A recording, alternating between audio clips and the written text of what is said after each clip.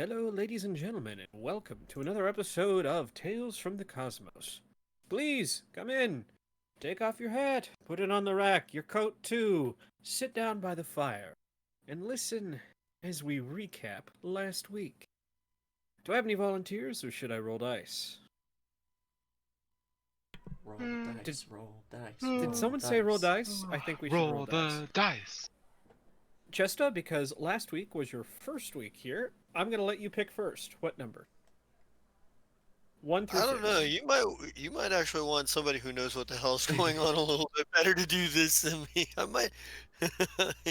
You can always phone a friend if you need to. my my basic synopsis of last week is a lot of people. Like Squin met a whole lot of people and is confused as to everything other than there's some bad people that need to be stopped. You want to know something else, Jesta? Yeah.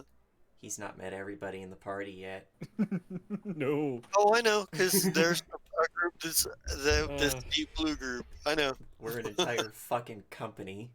I was about to say, we're getting close to company/platoon sized, so...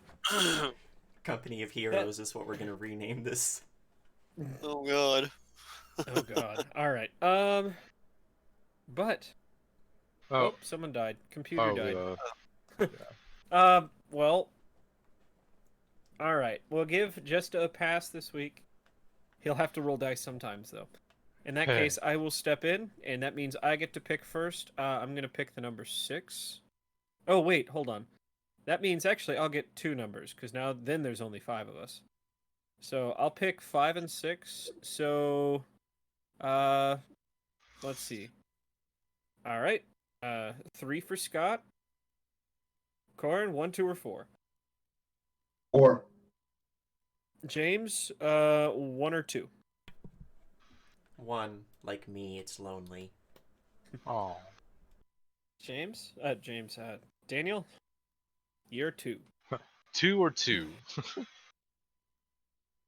One singular sensation, and it is, wait, hold on. Didn't we roll 4 last week? And didn't computer pick that last week?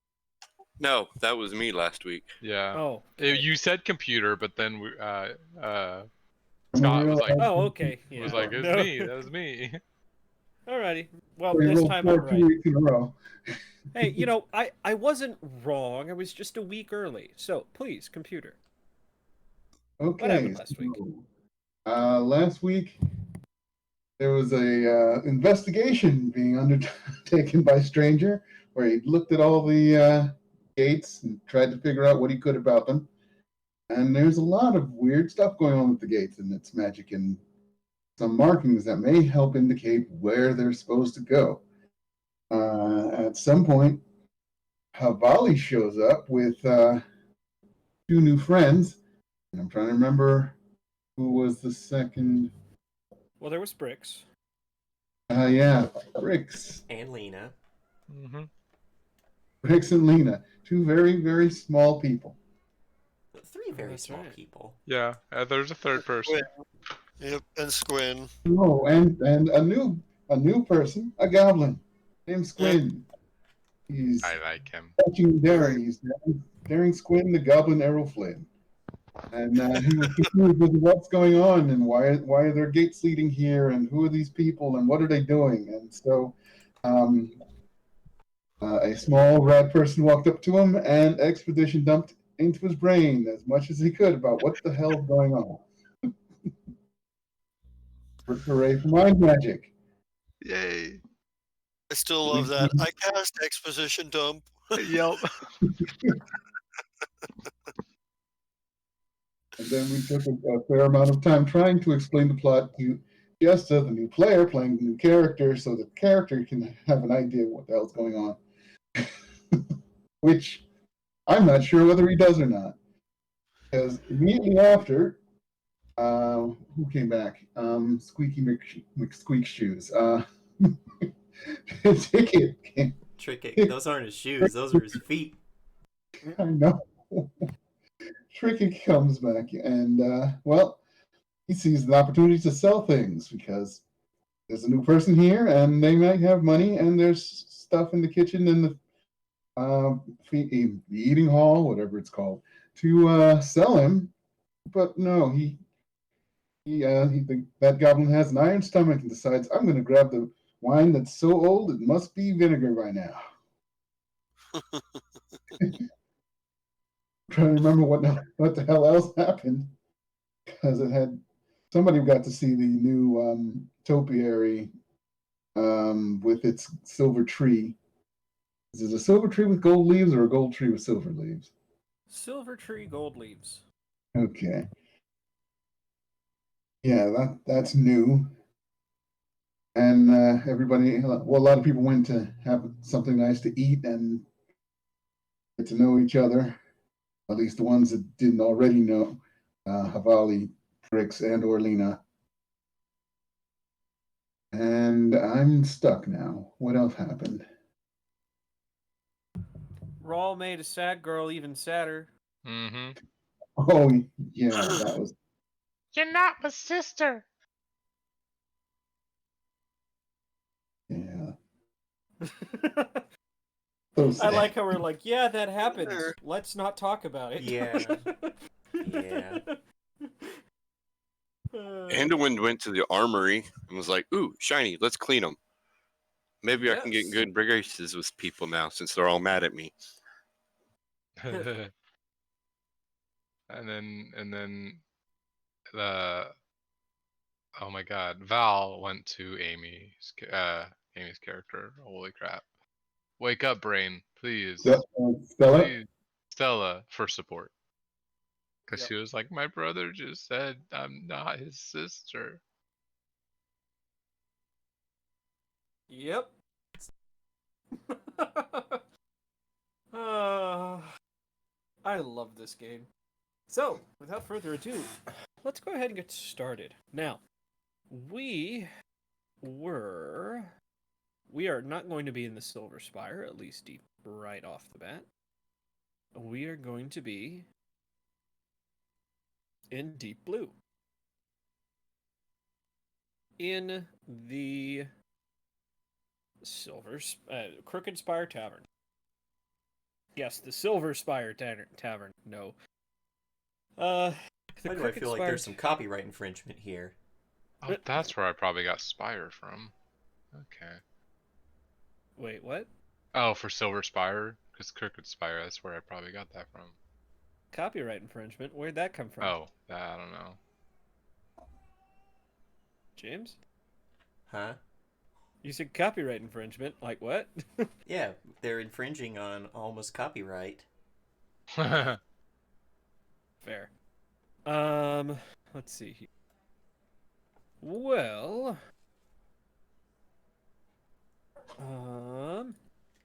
trying to think of how we were. Oh, yeah. So, Grelka had just driven a fist into Jasper's stomach, said, "If you ever do that again, I'll kill you myself." Because unbeknownst to probably the people at the Silver Spire, they had a fun morning, full of people fighting zombies, and not zombies, husks. And, over the weekend I figured out where I borrowed that terminology from, and I feel stupid. This is not a Mass Effect universe. I mean, I didn't even think of that. I thought of Minecraft. I know. The moment you Minecraft? said the word husks, I thought about that. I thought about Mass Effect, but then I played the shit out of Mass Effect. See, the Legendary Edition is coming out, and that's why it was brought to the forefront of my mind. I'm like, damn it. I want to Oh, get well. that. I probably will. Yeah, same. Too bad they're not gonna fix frickin' Jacob, but oh well.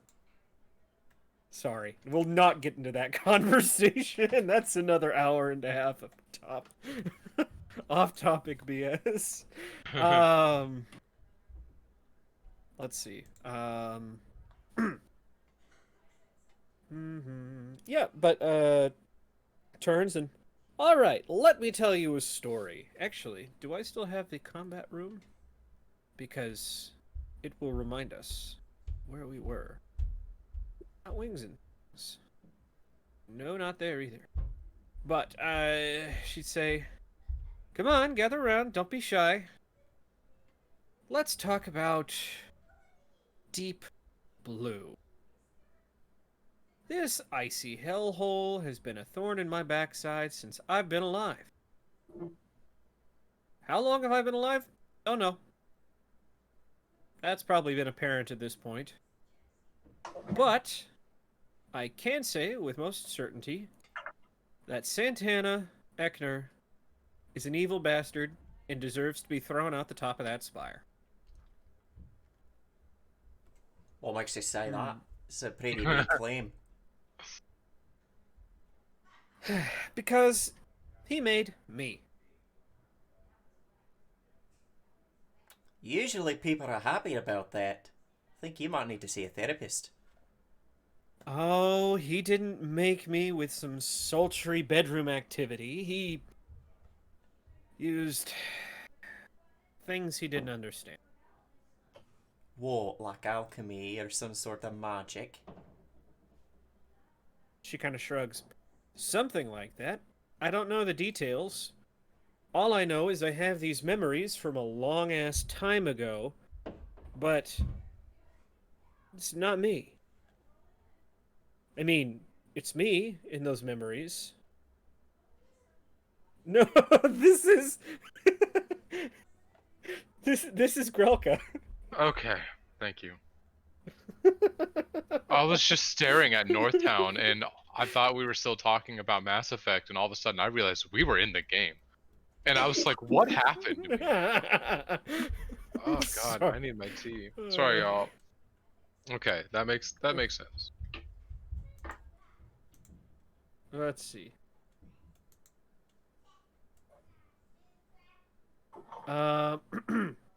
But But yeah, sorry, I've got a. There's a cat in my window. She's just gonna have to sit there for a while because I'm not letting her in. And now she's clawing at my whatever. sounds like a cat. Right.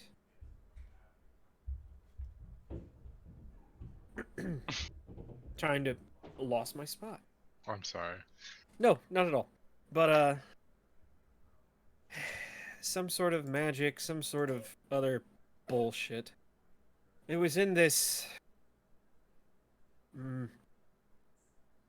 somewhere I don't even really remember. Oh, this cat is going to bug me. Sorry. Well, now she's kind of like, "Oh, I'm sad that you're not letting me in." You're damn right I'm not letting you in right now. Pay attention to me and reward me for my bad behavior. Correct. I don't exactly remember where. I think it was on the other side of town. Long story short, I'm there for a while. People come and go. There's some other chick. You talking kind of- about Santana's quote-unquote daughter? Her? No. She came along the story later. After I was let out on good behavior, she says in air quotes. Ew. Well, I ain't seen none of that from you. Long story short, I'm here because I'm a reject. And it's actually probably at that point where the door opens. And it's it's Santana's daughter, Isolda. That's what I called her, right? Yes. I was actually like, what was her name? Is that who she's talking about? Yeah, she Right. opens the door. Guess we're gonna find out. Grelka, did you... What in the world? Pulvari just kind of sniffs and goes, "You're welcome. Press control." I did like half this. I thought these things stayed How did the other awake. half? I thought these things stayed awake, Relka. Oh, they did. Until someone, she says, looking at Jasper, who's still trying to catch his breath on the ground, decided to bring them here. Aye, speaking of that, fuck happened? What were you saying, Daniel? Yeah, Ronnie's like, who? No, who is this? And maybe at this point, she pulls her eyes up off the body off the floor and, oh, hey, I'm sorry. I didn't realize you had brought new friends. And eyes go to Corin as well. Friends. Where exactly did you two come from? Very distrusting because she looks like the people in the city. Yes, she does. So I was just like, that is unimportant. Who are you? I am Isolde Eckner. I'm one of the board members of the city. Can I There's a help gill hook you? right up to her throat now. Whoa. Yeah. She says, yeah. Celadol probably She's got her... tries to pull out his pole arm to like catch the bill hook right before or the gill hook right It's before not- it gets in place. Oh, okay. I was like, it's not going to attack. It's just yeah. No. Yeah, just to But- stop her. Isolde's got her hands up. I swear, I was just bringing Grelka's medication. You are one of the people in this city, and Yes? you've been taking my people. She has this very confused look. Your... people? Perhaps it would What do behoove you- you to look at the bodies a little more closely. And Ronnie She- will open a hand, like still on the spear, but she'll like fan out one of her hands to show the fingers as it goes back around the spear or gill hook. She looks at your hands and then some of the people on the ground and... Hold on. These, she says, bending down to look over some of the corpses. These are... different. I've never seen these kinds of husks before. Can you explain? I believe that is your job. I can't explain something I don't know. Over You're there, I just want not Seriously. trying hard enough. These... No, you don't understand. The husks were experiments long before my time. Right? She says, standing up, brushing her knees off. My people have been They being were a captured mis- before. Your people? What exactly are your people? We are She the says, Aslanti, looking- and your place has been kidnapping my people. The Aslanti? Oh, wait, is that what I... Yeah, I think so, right? Azarketi. Azarketi, sorry. They No don't worries. call themselves the Aslanti? Aslanti, yes, are the Oh. Empire. It's the Aslanti Gotcha. Empire. Gotcha. Alright, I'm like, just as long as you're right about that. Isn't that the Empire in Starfinder That's- too? Yes. Yep. But aren't the Aslanti and Starfinder just humans? No, they have other races that live there, but they're very racist and everybody that's not a human is like a second-class citizen at best. Yeah, because I But- remember Serold was from an alternate timeline where the Aslanti took over the Pact Worlds. Anyways. But yeah, she's looking and I don't know, what are the Aslanti? At We any live- time, if you're wanting to make an insight or perception, Oh, of yeah, some right, sort, right. please. Actually, do I have a spell? I mean, Someone it is here the... has geese. I was like, no, it is the occult spell list, and we all know what I've done with that before. Doesn't? Yeah, somebody has geese around here, right? Polvari can't have it, I don't think. Bards are not prepared casters, are they? Nope, there's Orange spontaneous is- casters. Sweet. I don't even have to... cool, then I will just cast Zone of Truth. That works. Is that... Please tell me it has the... text. Yes. Okay. Do you tell her what you're doing? She's from a magic city. She should know what Zone of Yeah. Truth is. I'll be like, I'm going to make sure that It's no an one here enchantment spell, not a transmutation spell. Yeah. She's gonna say, I'm going to make sure no one here will lie. All right, if that's what it makes if that's what it takes to make you feel better, can you please put your weapon down? She says. Her hands are still up. She'll rotate around her till she's at the door, and then put the weapon down, and like, not not too hard, but will stomp the butt of the spear down onto the floor. She essentially Right. stands guard at the door.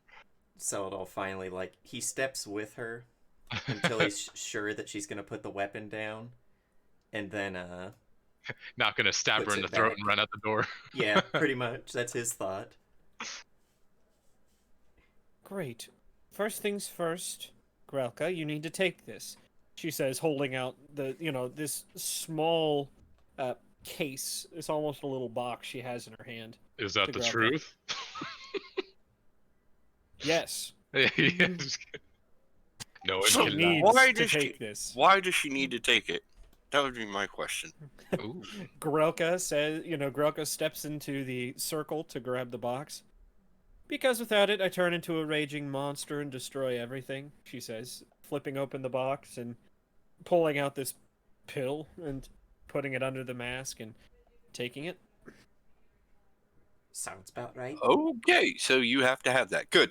Otherwise, I'd have to put an arrow in your head. Got it.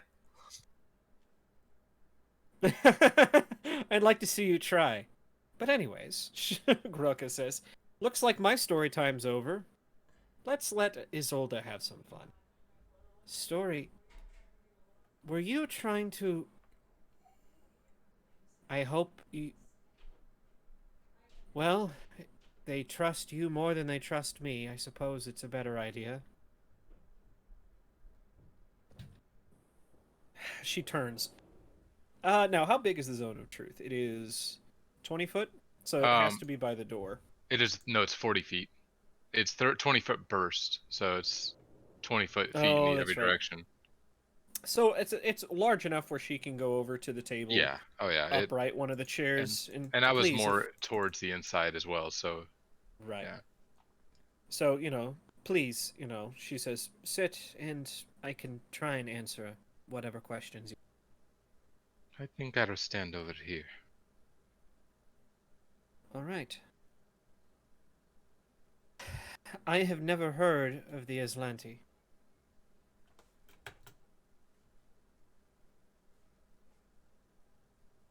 She's waiting.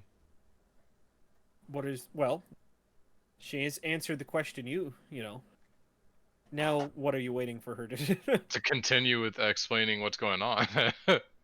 Because at this point, she said what she's not giving this girl Right. any more information. What do you know about these dead bodies and where they came from? Well, I honestly don't know anything about these. These are different than the case study of, well, husks we did in the past. The husks were a long-term experiment done long before my time. They were conducted on dwarves and elves that used to live in the city.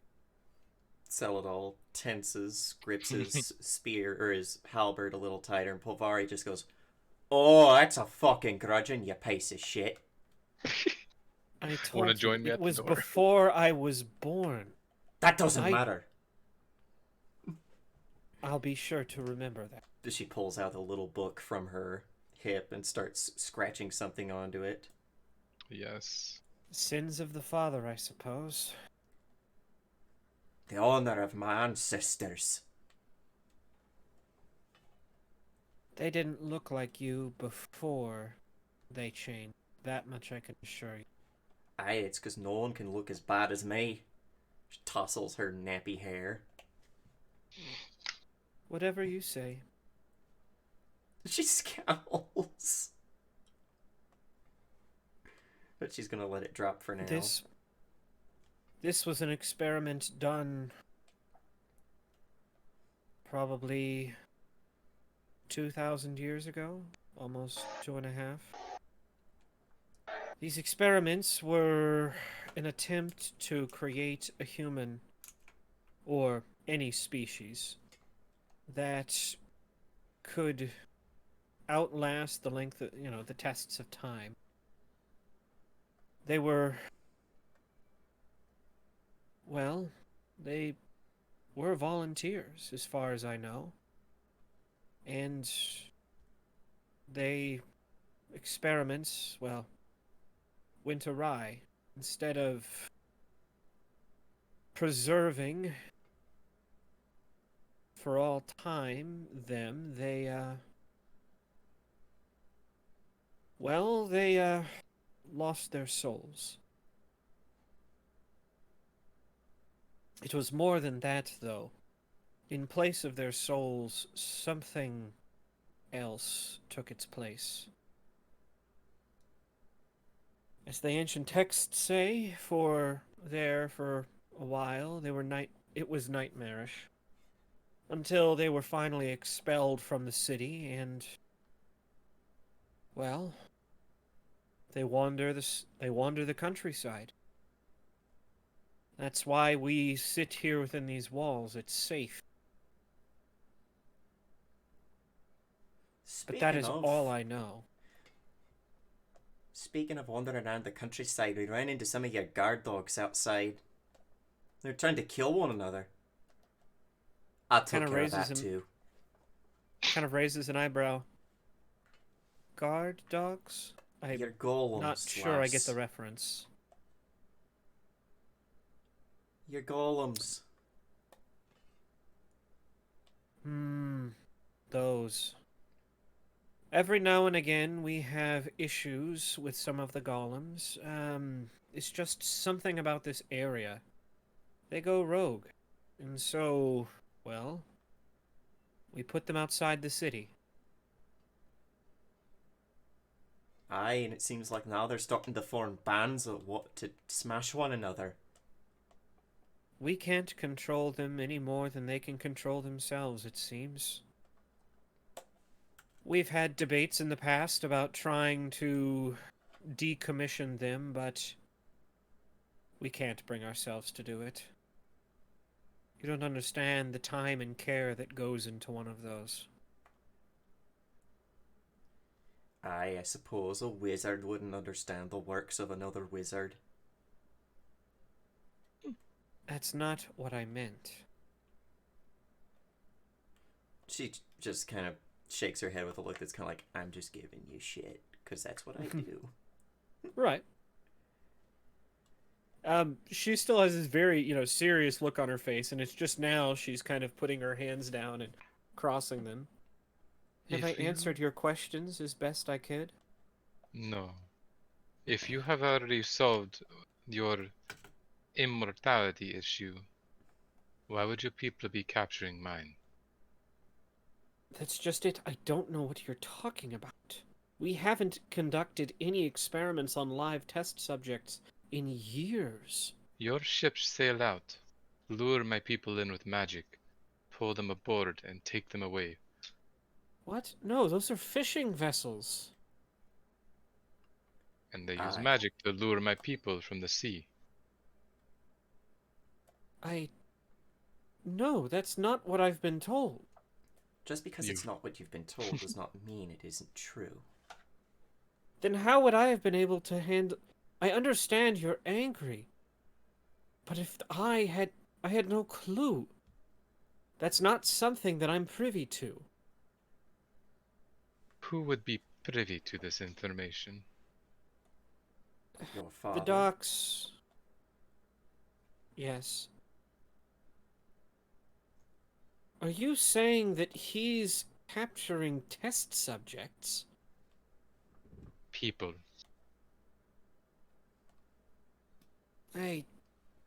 He wouldn't know.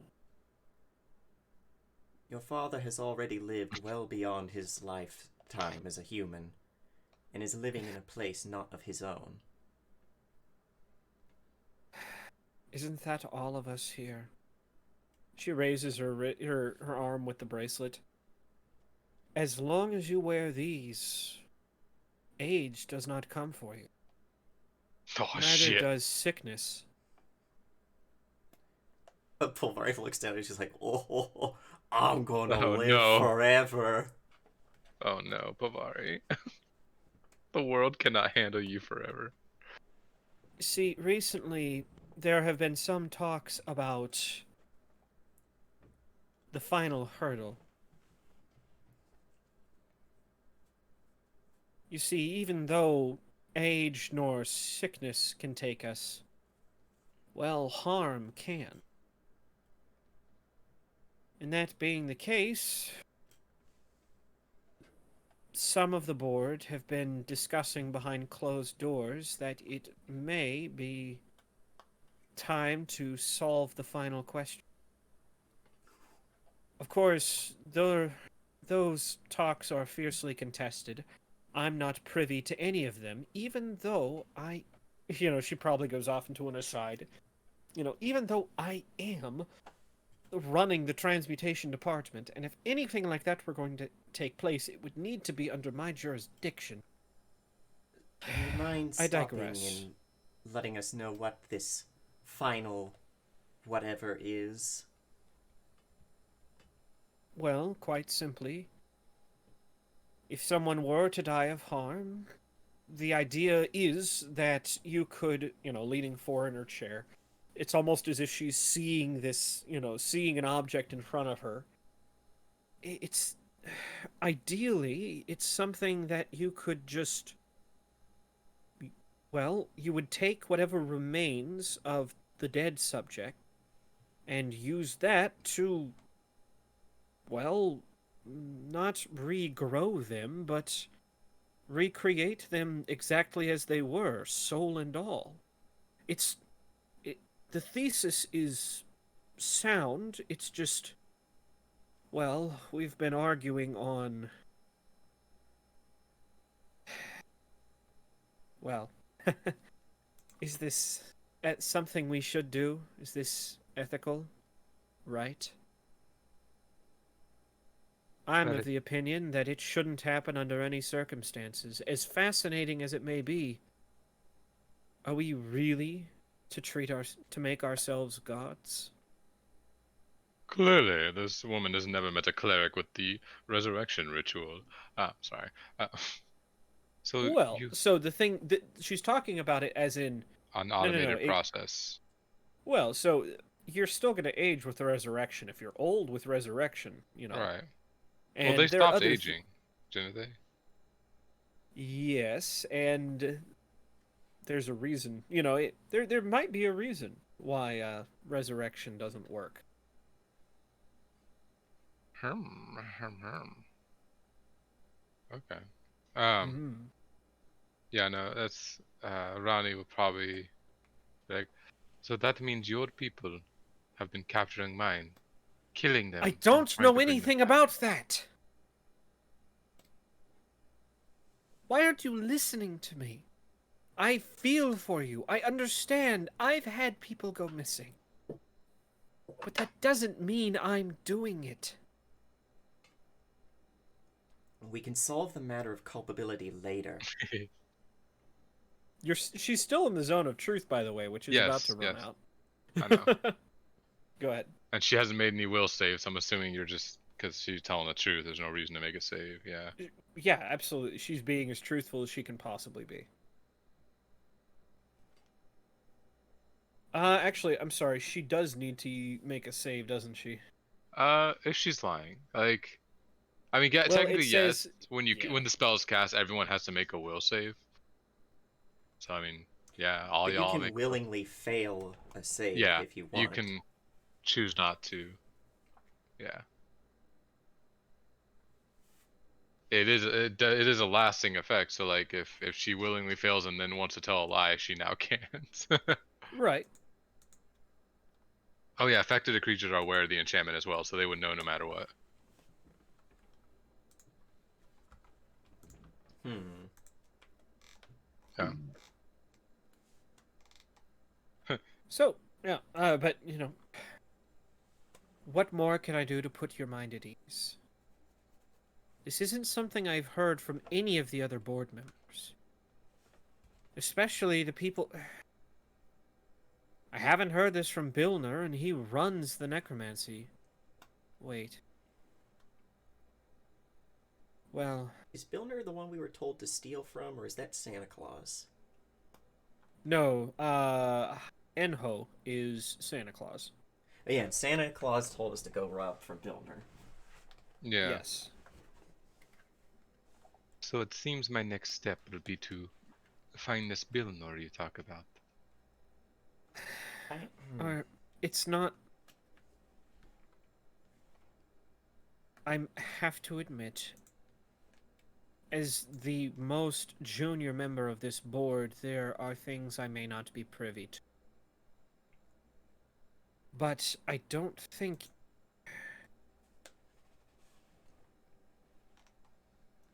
Bilner is not a bad man. He knows the ethics behind his work better than any of us. And it's because of that that we put so much faith in him that he will do what is right. If anyone is untrustworthy here, it's... She thinks for a moment. Well, I hate to cast blame, but Alana Castro is not exactly likable. Is that the guy who was a big dick to us? No, no, this is a lady, Elena, my bad. I'm just forgetting She was which kind of the one. grumpy, well, Miss Castro, she was kind of grumpy and short-tempered. She was immediately, like, no, we don't want these people here. Because I remember there was one that basically, like, was kind of understanding that Celadol was lying about everything he ever said ever, but couldn't prove it, but was still like, no, we shouldn't work with these people. They're bad, bad men. That is... Blinholt, that was Blinholt Trifont. Okay, Trifont. Yeah, if you'd like, I can give you... Yeah, so you have the director, Santana Eckner. Do we have a sheet of this? Thought we did. Maybe, maybe not. Do you need me to get you another character sheet just for that? No. I'll just put it in my notes. Okay. So you do have, yes, her father, Blinholt Trifont. Her father, Santana, is the director. And so he doesn't control any one division here, but, he has jurisdiction over everything. He's the tiebreaker, and he's, he handles a lot of the non-departmental stuff. Marcus Bilner is the director of necromancy. He was the big guy, like bigger than Santa Claus. He was just kind of had this waxy complexion. He was good natured. He was kind of like this, just a little bit. I don't see a problem with them coming into this city just as long as they obey our laws. That kind of thing. You had Bilner, Isolde, who is the most junior member. There we go. Blinholt Trifont was kind of the quiet, reserved gentleman that was asking, certain questions, but, he was the one that looked like he was looking right through you, Celadol. It's almost like he could see through the illusions. He is the director of illusion research. You have Dobrovost Schleski. He is the director of evocation.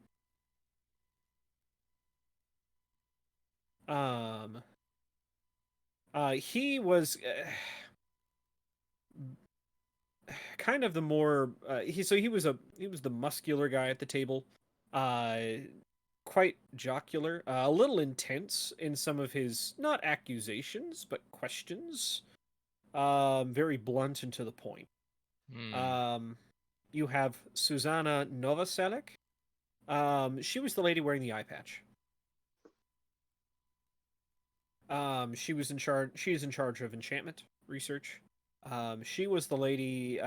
She kind of sat back and just let everybody else do their thing. I don't think she asked you guys a question, but she did end up voting. I actually even have. Hold on, 1, 2. Don't worry, I'm taking very intricate, detailed notes on all of this.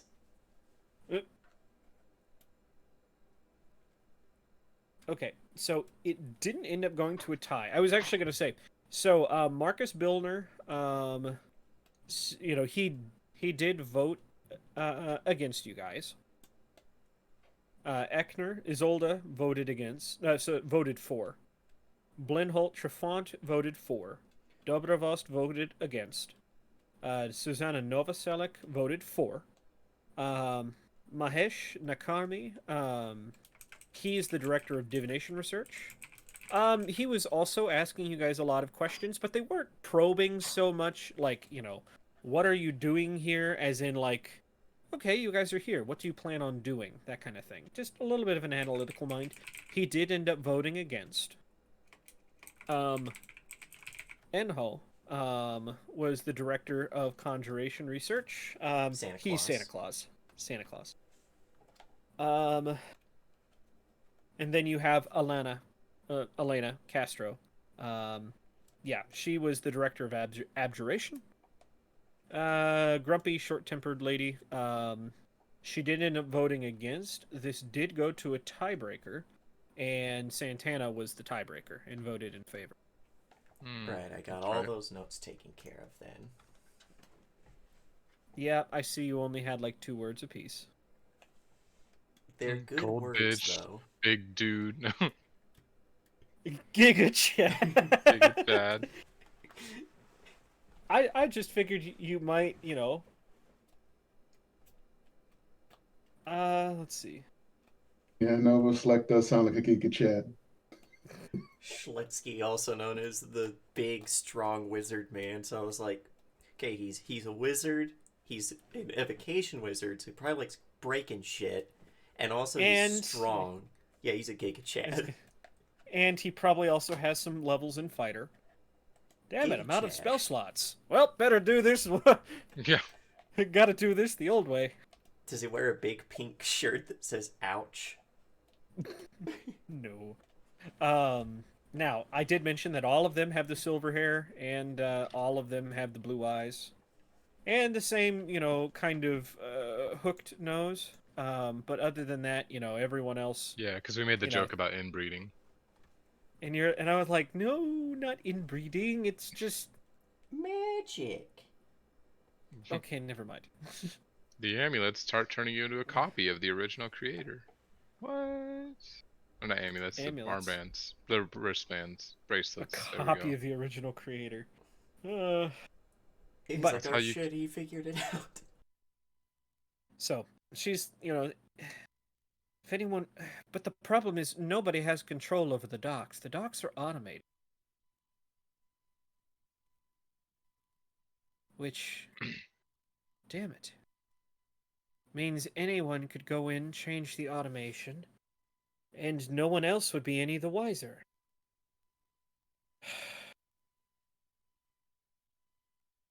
I didn't realize this would be such an oversight. She kind of stands up, maybe moves probably 15 feet away from Rani. And I'm sorry, in this rush, I haven't asked your name. I am Rani Naraha. Rani, do you have... If you are coming from the Aslanti, are you an emissary? A noble? Hmm. Well, I'm trying to think how to word it. Is she in the zone of truth too? they both are. Does it affect me? That is a good I- question. I believe it says any creature. True. Creatures within or entering. Yep. They are my people, yes.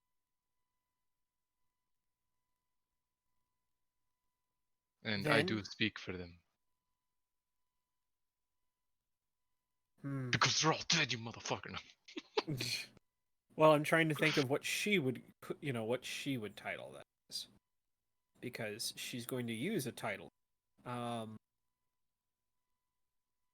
Then, in that case, she says, kneeling, putting, right fist over her shoulder. Ugh, Lord Rani Naraha, I apologize with deepest sincerity for what my people have done to yours, and pledge myself to you to work on righting these wrongs. So help me.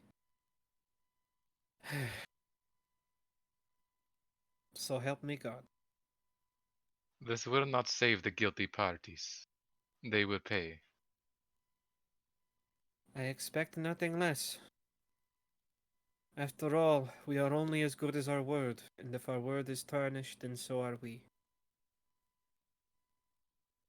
And she's got that looking down her nose, untrusting, but at the same time, she knows that, Why'd she cast this zone of truth? to make sure that anything that she Santana, no, not Santana. Wow, Santana sounds like such a girl name. So every time I think of it, I think it's a girl. Uh, that she's not gonna lie about anything. Okay, so then why does she distrust everything she's saying Not, inside the zone of truth? it's not. No, it's not like thinking that she's lying. It's more of the Shit. ingrained. This is still one of them kind of feeling. She's still one of the people that have slaughtered thousands of my people. But she hasn't, and she said as Right. much. I know, no, but yeah, it's kind of that same feeling like right after World War II, people were a little distrusting of Germans for a while, we cool now. But it's along that line, like, oh, you're German? Whoops. Yeah. She'll come, she'll grow. She'll grow. Excuse me. That's better. It's still All sheer amounts of anger inside her that she's got to quell. It's a raging right. storm. I was just asking for my information. Because these are the questions running through Rani's mind, right? Not Rani, but Yeah. Isolde's mind as well. Kind of like, I'm giving you everything, you've asked Right. for. And that's why she Why are said, you? Yeah, she says the guilty parties will still pay. Like they're of not. course. This isn't like you're not apologizing for them. They're no matter what happens, they're gonna die. They're going to die. Ronnie's going to make sure they die painfully, even if it's this girl's father. Well, we'll burn that bridge when we get to it, I guess. Exactly. She'll put that immortality to a test. Do you want to see if you come back from the dead? See how your experiments work. You can't kill me in any way that matters. Cuts off head, carries around a talking head for a while. But Yeah. so, yeah, at this point, Grelka probably. All right, you guys have had fun with your little story time. Now, can I finish my story, please? I mean, Apologies. there's a part of me that also wants to know what Fancy Pants over there did to get all of these livingly challenged people trying to eat our livers. Fancy Okay. pants. What, you mean her father? No.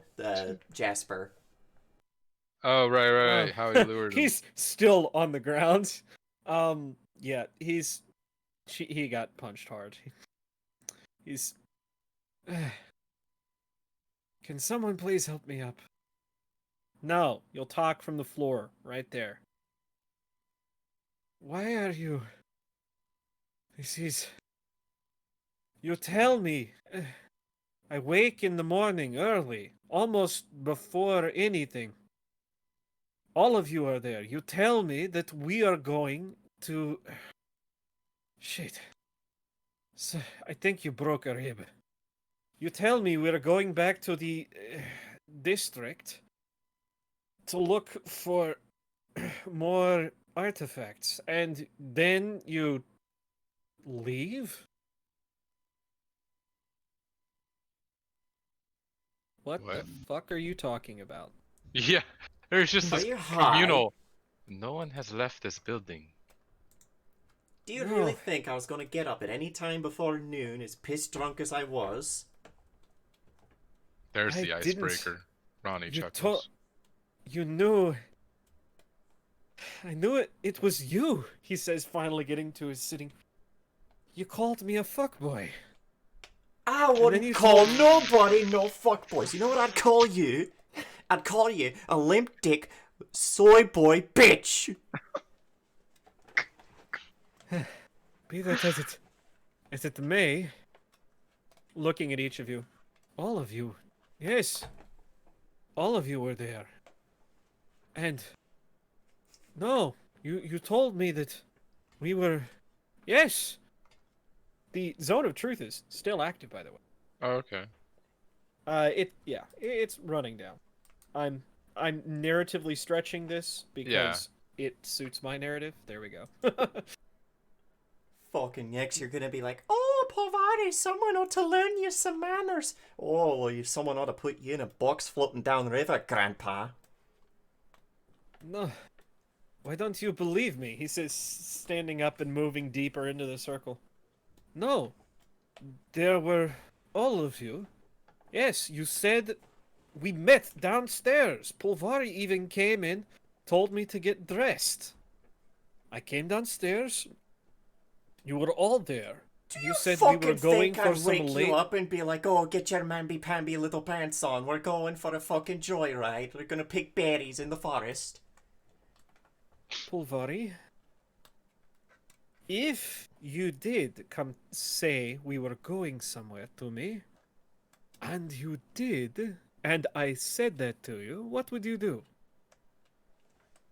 If you said that to me, one, I don't tell no one what to do because no one tells me what to do unless I think it's the best thing to do. In this case, I won't give a fuck what you dress like. It's your nards that are gonna freeze. Second, I doubt I'd say anything. Might burp. Depends on how tanked I am. Pulvari, I had no reason to believe it wasn't you. After all, you were wearing that, he says, pointing at your bracelet. All of you were down there, and you said we were going to search for more artifacts in the library, not the library, the same district across town, Applegate. You know, I'd like to use a feat for Celadol as he's listening to him talk. Mm-hmm. Like I wouldn't have been there because I don't have a bracelet. So, huh? I'm gonna re-roll that because that sucks. That's much better. He's in the zone of truth, Celadon. Oh, I thought the zone. Well, I thought the zone of truth was gone.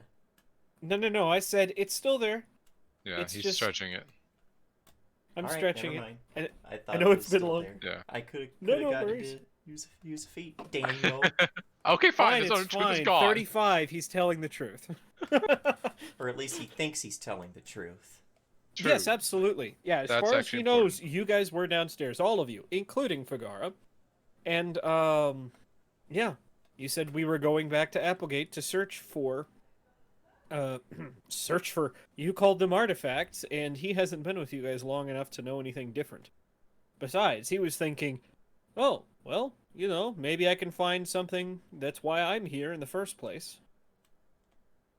And yeah, and we get there, we go among the ruins, and you say, give me one moment, and then you disappear around the corner.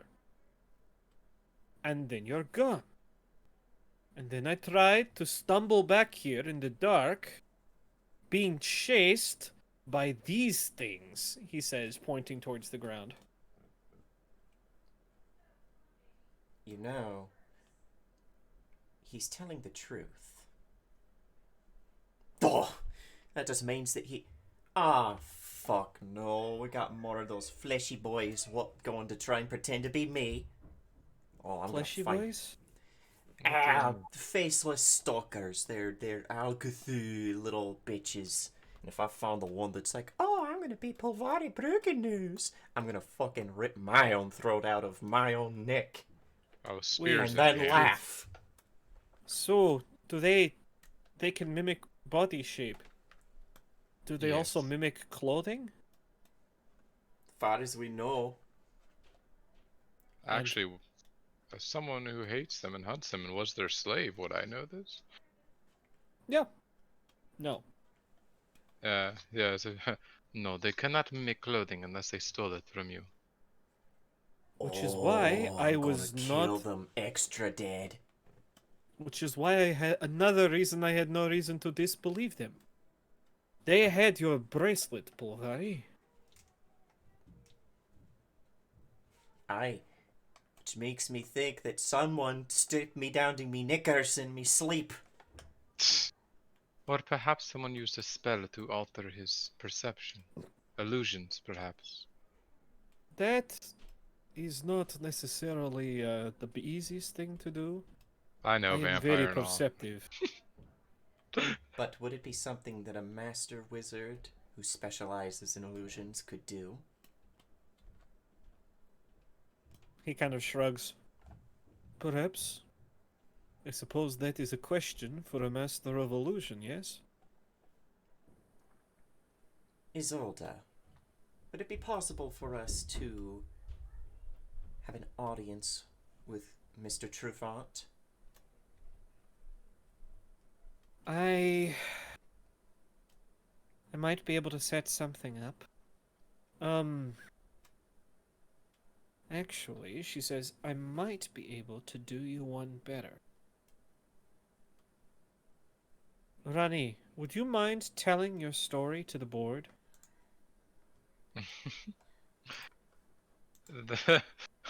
Is that really wise? Because I might kill them all. You want me to tell my story in front of a bunch of people where any number of them could have been capturing and enslaving my people? A bunch of think powerful about it. people who could bring me down in one blow. This is something big enough. I know for a fact that I closed my 2 seconds. I know for a fact that Blinholt. Hold on. Let's see. I know for a fact that Blinholt, Susanna, and Enho would never use live test subjects under any circumstances. Even forget, people. We don't, anything living. Rats, mice, birds, we don't. It's just wrong. So at the very least, half of the board would be for whatever your story is. They're not a part of it, I can assure you. Then I would come. And the reason I'm asking is if you tell your story, we can have a state of emergency declared. And if that's the case, I think I can wrangle getting you all emergency permissions to have free reign of this place. Going on a murder spree, going on a murder spree. Look at me, going on a murder spree. That wouldn't be a part of it. Is I it know. possible that Bilner has something to do with... And he Saladol pokes at one of the husk corpse with the butt of his halberd.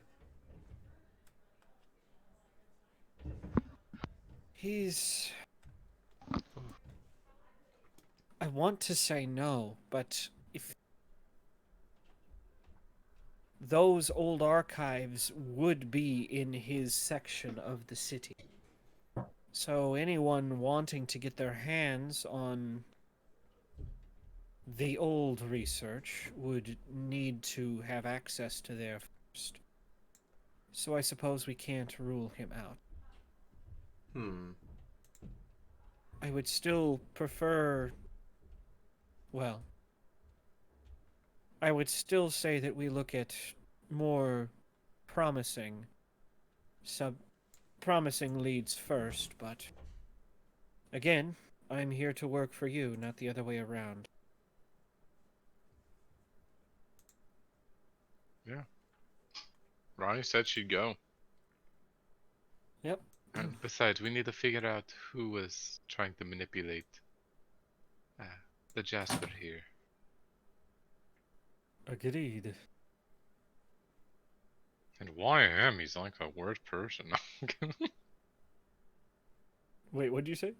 Like, and why him? He's like the worst person to lure away because we'll just be like, oh, he's a vampire. He can't die. We've already seen him die once and he's still here. Just kidding. I mean, fair. Although he Yeah. doesn't remember that time. Yeah, and it could be a different timeline, Jasper. We've seen worse. All right, guys. By the way, Amy says don't burn down the silver spore. So whatever that is, when you guys come across it, don't The silver burn it down. spores? Sounds like some druid bullshit. Oh, she did change it to silver spire. Yeah, she Aw. did fix it. But I wish I could undo the fix and pin it. But I can't.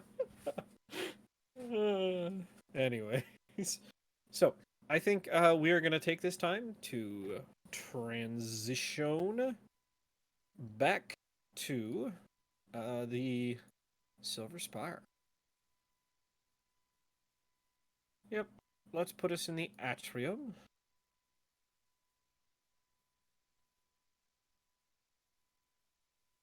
Alrighty.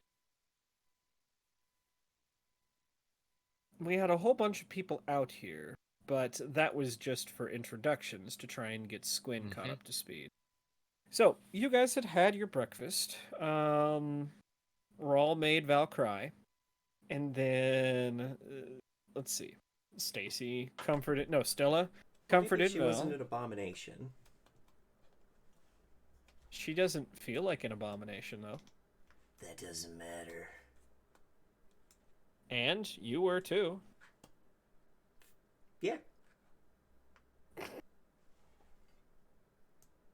Anyways, so breakfast has come and gone.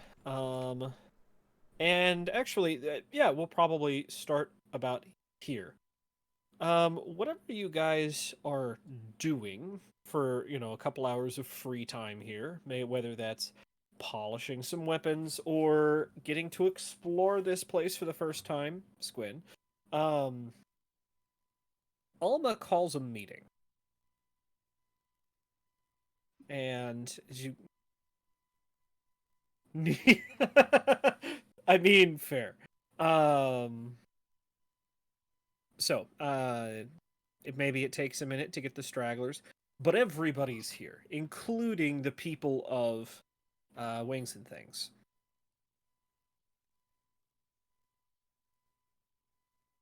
And Alma, looking, everybody's here.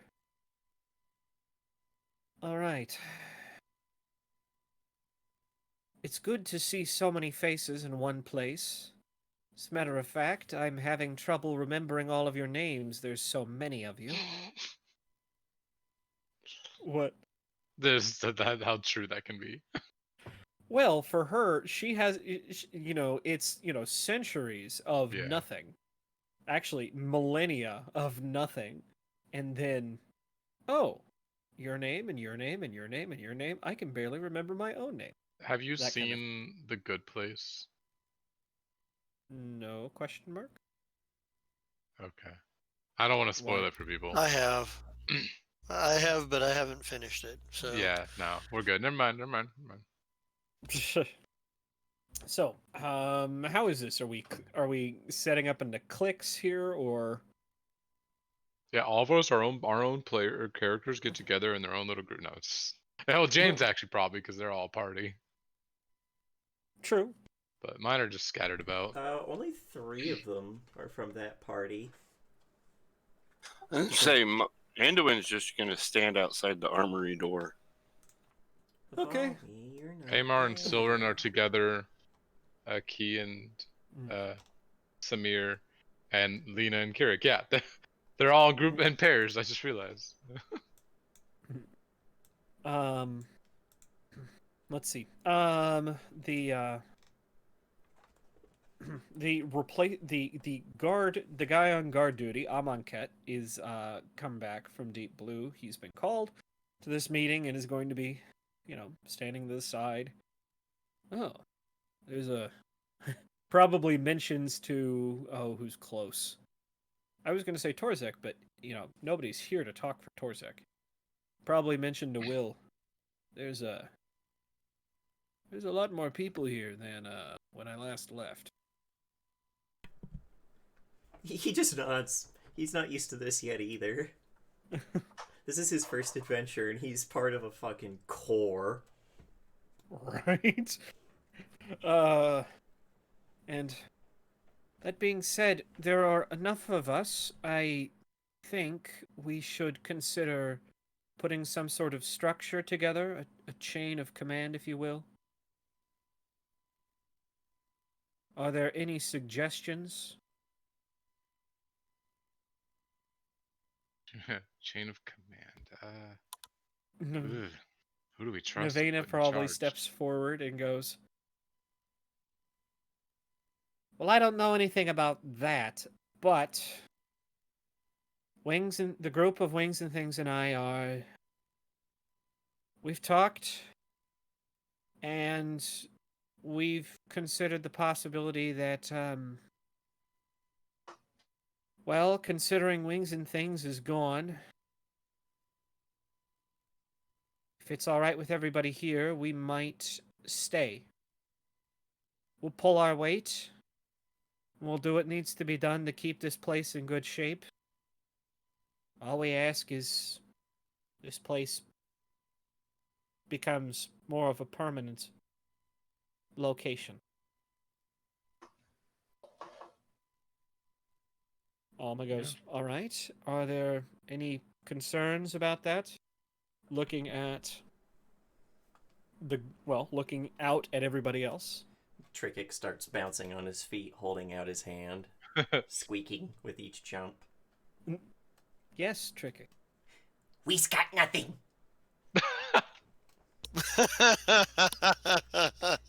Storeroom is blank empty.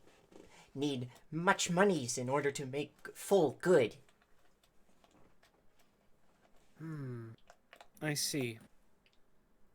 Well, she says, motioning to... By the way, Squin, I don't think we've mentioned this. There is a giant fuck-off treasure chest sitting next to the fountain. When I say giant fuck-off treasure chest, we're talking like... well, have you ever played or watched Death Stranding? No. Okay. So... the character in that, his job is as a courier to wander across the wasteland. And sometimes he has these boxes just stacked up on his back and like a tower. It's a little ridiculous looking. It's kind of like that. It's got two straps on it and it looks like it's meant to be worn as a backpack. But it takes some pretty sturdy folk to carry. Sounds like it. That way. Looks like that. Well, okay. Amar found a treasury box, I think we'll call it. And she says, pulling the lid off the top, lifting the lid, it does the, oh god, what is it? We talked about this last time. What's it called? The MacGuffin thing from, it's not the Dirty Dozen. Shit. Pulp Fiction. Pulp Fiction? Yes, the Pulp yes. Fiction. The Pulp Fiction glow. Yep. And, yeah, anyone who's anywhere near it sees, wow, it is fucking full of gold. Full. And closes it. Full. So I think we can use, Dear God. right. Wait, where? There's a deer god? Who's that? No. This is a bucket. dear God, there's more. No. But, yeah, so I'm assuming that there is money enough there for whatever we need, at least for a little while. That being the case, I think someone should be in charge of the bookkeeping, don't you? Trikic starts holding up his hand.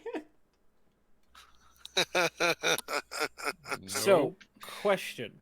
He's been around long enough. Is it reasonable to think that he would do a good idea at the bookkeeping? I Who? mean, he's called good money for a reason. Because the other option is Nevena handles the bookkeeping. She ran, Yeah, I was gonna say, let's leave it to the business. person who ran a business. A full He's business? a traveling merchant and a cleric. I mean, he is lawful good or chaotic good. No, he's lawful good. He's Or is he lawful neutral good? You don't even know. I don't remember. I have too many characters. No, he's lawful neutral. Even better, he's a lawyer. No, that'd be No, lawful that's evil. Evil.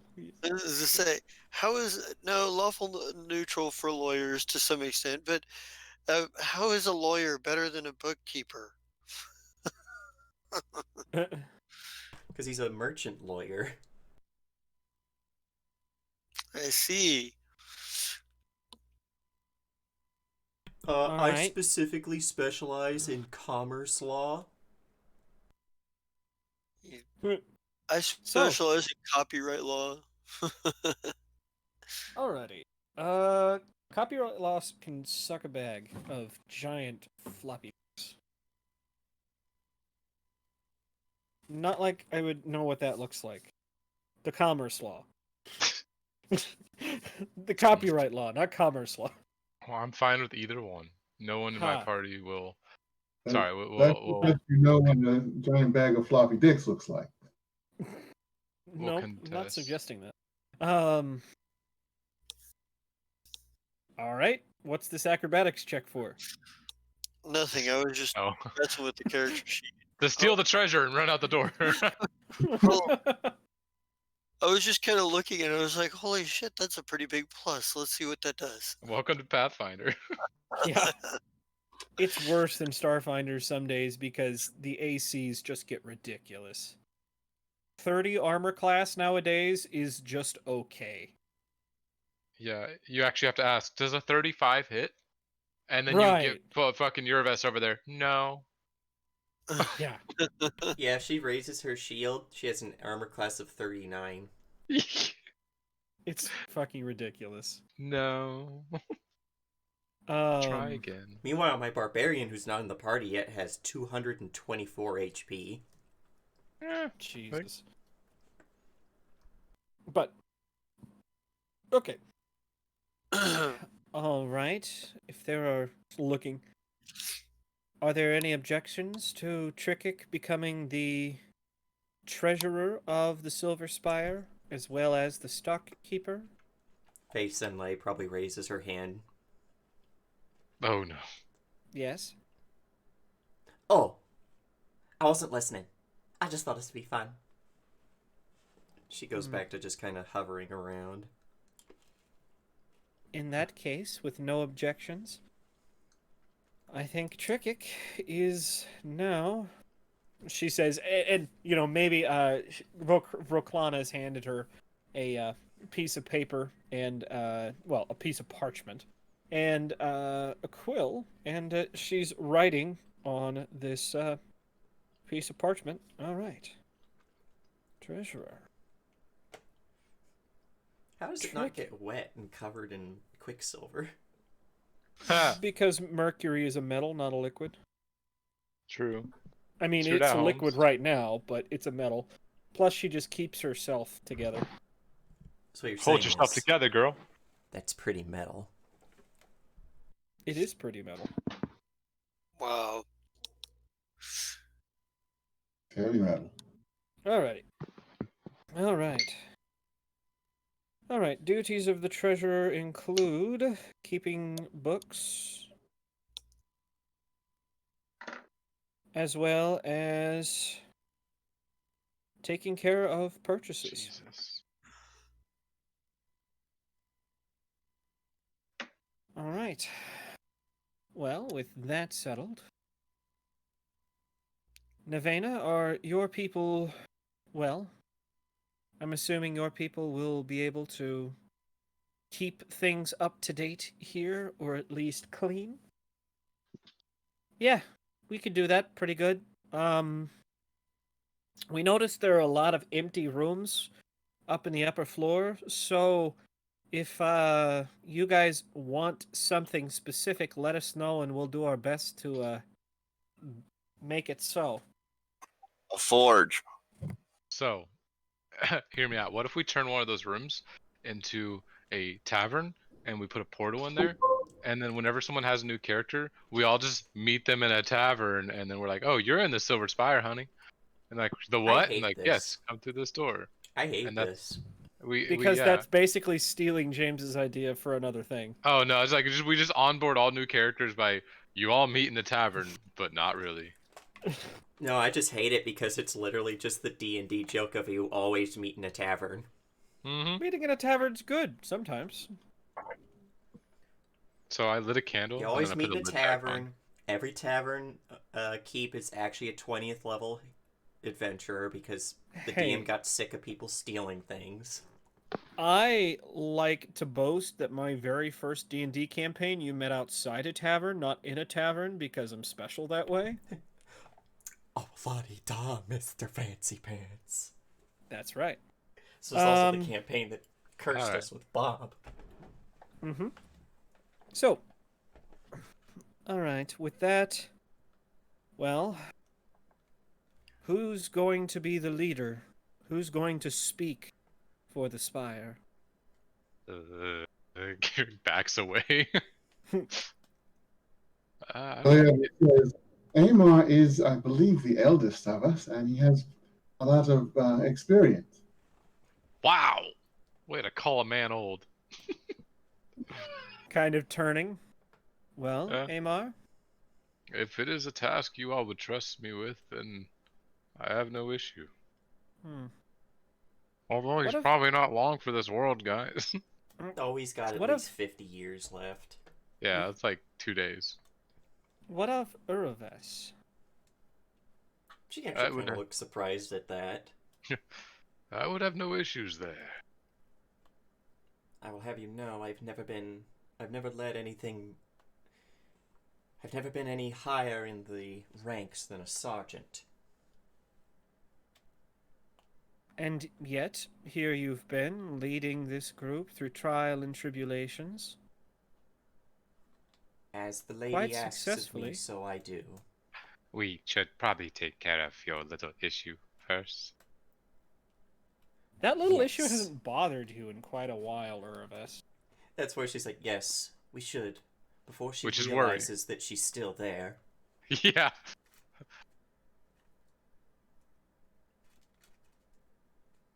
Well, is that a no, or looking Oh. between the two of them? Is there... Oh, I have no issue with this. I just for her own sanity.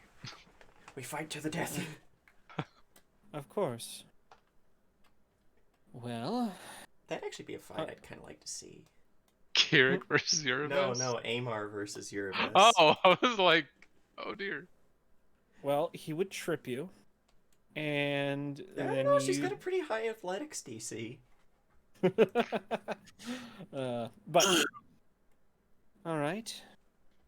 Well, in that case, writing, scribbling on this piece of parchment, I suppose that makes Uraves the speaker of the Spire.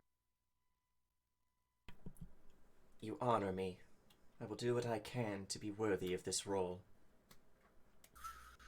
Oh, great. Now that I've called you the speaker, I just realized I'm referring to the original Destiny.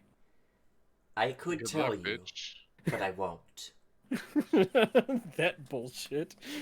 Hi, can you tell me more about this really interesting setting? I could, But then the writers would have had to be good writers. Shots fired, Bungie. You can't write. You can do lore. You can't do writing. Well, they can do lore that's about as wide as the Euphrates, but it's only as deep as a sheet of paper. So. What's the name of this bad guy? These guys are totally not Roman teddy bear rhino people. Gaul. The gall they have. Oh no! I think one of their literally the bad guy's name is Gaul. Yeah, Dominus Gaul. Dominus Gaul. I am become legend. Yeah. All right. In that case, all final decisions pass through Uravis.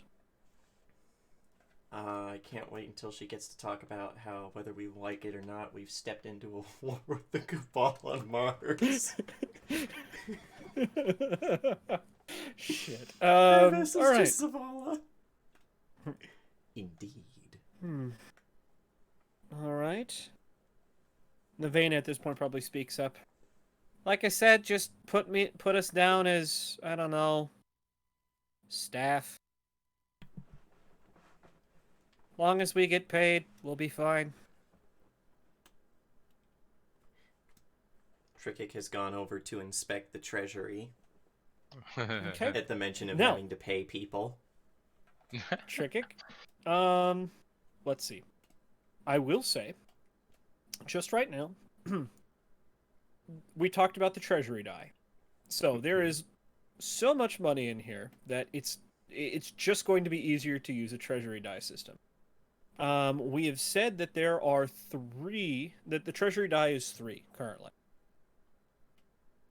It is going to cost 1 decrement of the treasury die a month to keep this place afloat. Or we can just fire them all and say, yeah, never mind, we're not going to pay you guys. Go find your own No, place. no. We're going to get them into indentured servitude or wage slavery. Yeah, You like gotta think like a capitalist. your options are you live here and don't get paid, or you live outside the spire. Bye. No, kidding. I'm kidding. Only Kira could be the one to say that. Well, this is more than just paying them. This is supplies. This is everything that's going to go into running this place. We have to pay utilities. It's when the bad guys break down parts of the fucking castle. There's a reserve to actually repair it instead of Oh, being they like, can't get in here. But I'm like, who are we paying? Deidre? It's her castle? Like, Deidre, I know Yeah, we're she's the living in landlord. She makes us pay utilities. wait a minute, Did you just... Deidre the one that burnt down that fucking Yeah, tree? yeah. down the- Deidre's So the bad one. What? We're in a portion of her castle that she is not privy to because Alma is Deidre's sister. And Okay. Deidre sealed this part of the castle off herself over a course of like 1,000 years of spells. Eventually, So in she's or- going to find out we're here and be like, God damn it, now it's going to take me another 1,000 years to get rid of all those spells. Yes, because she was trying to steal her sister away. I see. Yep. So See- we're basically in enemy territory. We're just in sealed enemy territory. Pretty much, yeah. Okay. Now, that being said, these portals are still open access to literally anyone. Yeah. You know, That's another problem. We have to And- have guards. so, she would bring that up next. Yes, guard duty. I know we pulled Amonkhet out of Deep Blue just for this discussion, but I've been thinking we need to have a guard rotation. I would suggest 2 at minimum, maybe more depending on how bad things get. My question to you that have been outside of these portals, which ones actually need guarding?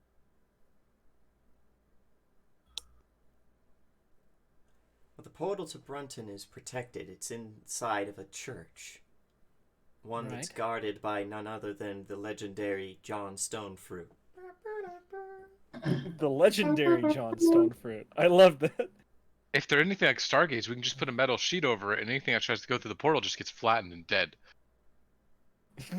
That might include us if we're not smart enough to remember that.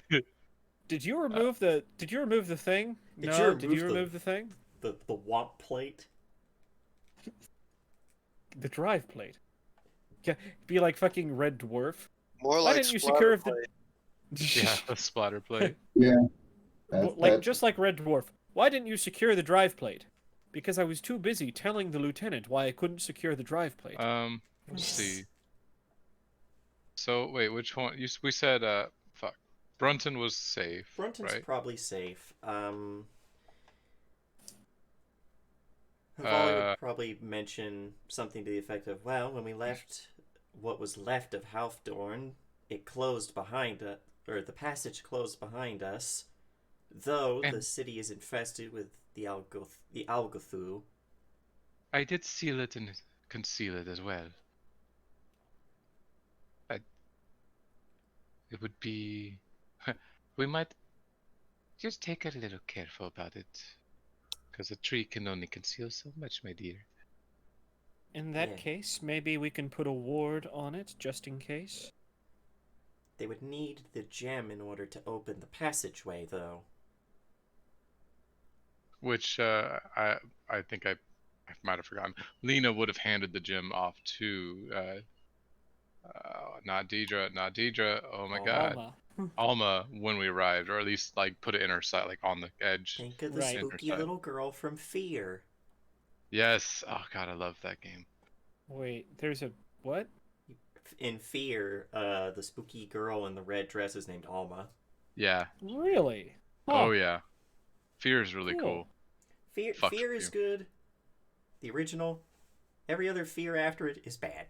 The Fear 2 was good because of the multiplayer, and it would make one person see shit and the other one wouldn't, and that was kind of cool too. So like one person would see an enemy or something and start shooting, but it's not really there.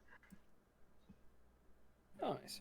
But, so, in that case, maybe Halfthorn we can put off for a bit until we have a better rotation.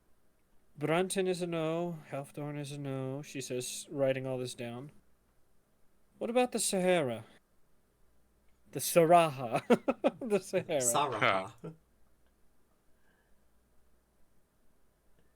Hmm. Well, it was That one.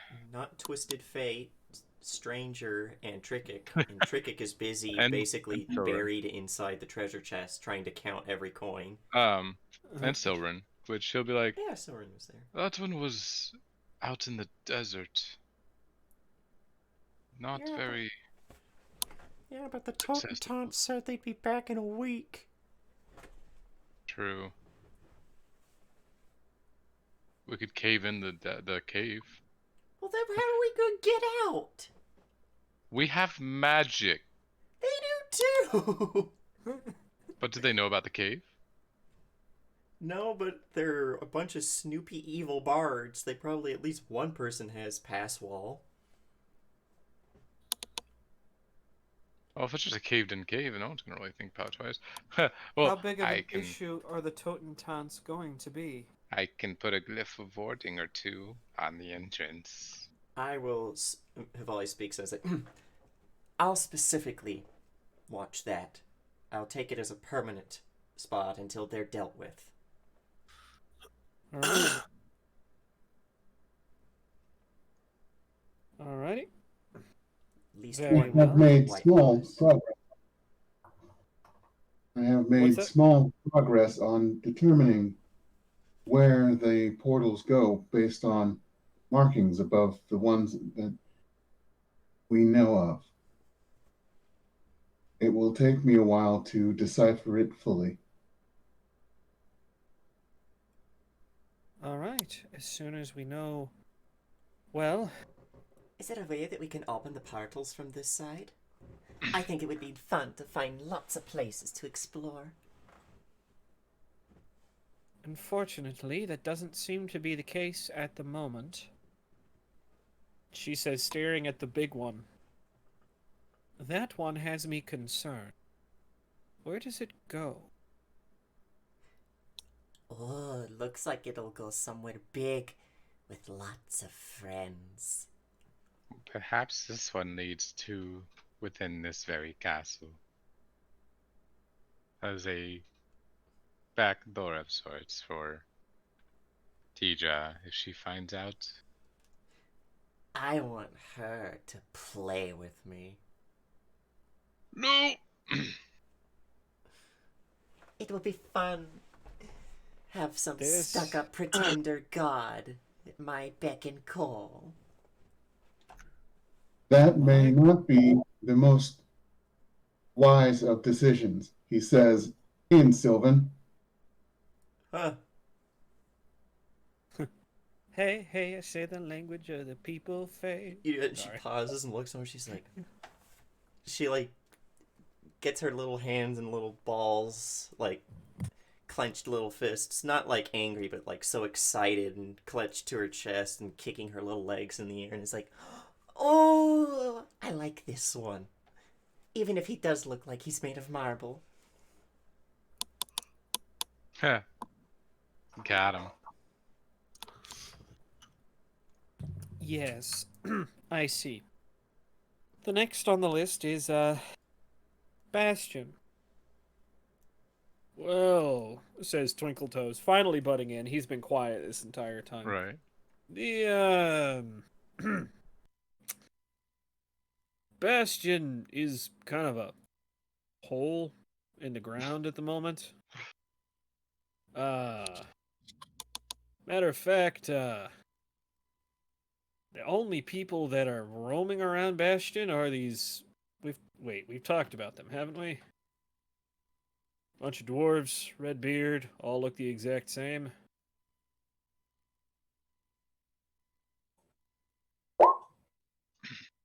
What? Uh, Oh god. but we've talked about this, haven't we? The dwarf, what's his? Bob.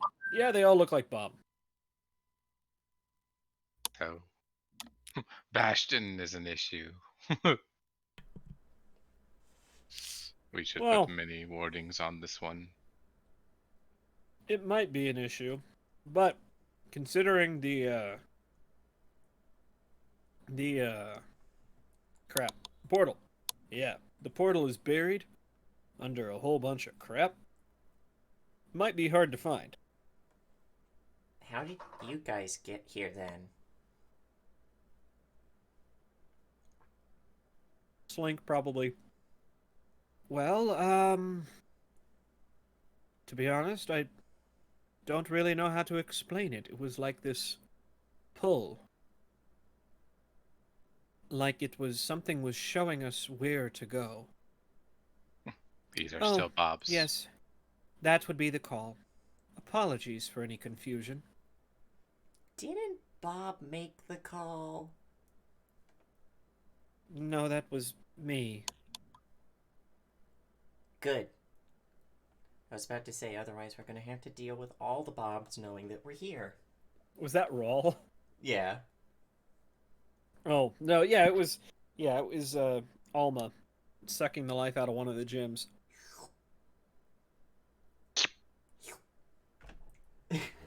Every time we give her one, that's just in the background.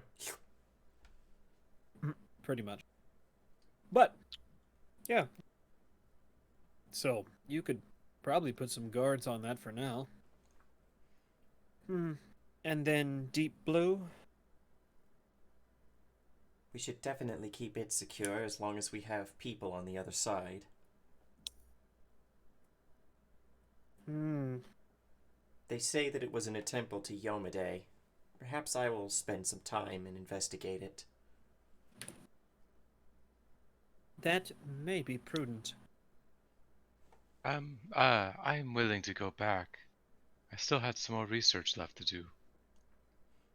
Between you, myself, and a key, I doubt that there's much on this globe that could stand between us. I agree. In his mind, he's thinking, between a key, nothing can stand, and this glove can stand. Grelka says. What? What? He just said, Grelka says. I meant Alma, of course. Okay. I was about to say. I'm Looks like we squinting. found you. I'm squinting hard. But yeah, hmm, Imagine of just course. one Grelka walking in here expecting to find like 2 people. Finding, Finally, I like, breached their inner. oh Just gets god, that. fucking pasted. Well, it'd be like the Breath of the Wild speed run that what's his face made. We just freeze her and then spin around her and then throw her out the window. Yes. Sounds Uh, like a it- job for address. Right. Yeah, the video is something about yeah, Breath of the Wild yeah. speed run. Yep, during When the he's final fighting boss fight. Ganon. Yep, and just beating the crap out of all of the Ganons. Let's see here. Well, in that case, I think we have things pretty well sorted. Are there any other things that we wish to address while everyone is here? I would, says I Nevena. stay quiet. Well, it's too late. Nevena's stepping forward. Crap. Yesterday, I said some things that I shouldn't have. Taking some time to think, look it over. Anduin, I'm sorry.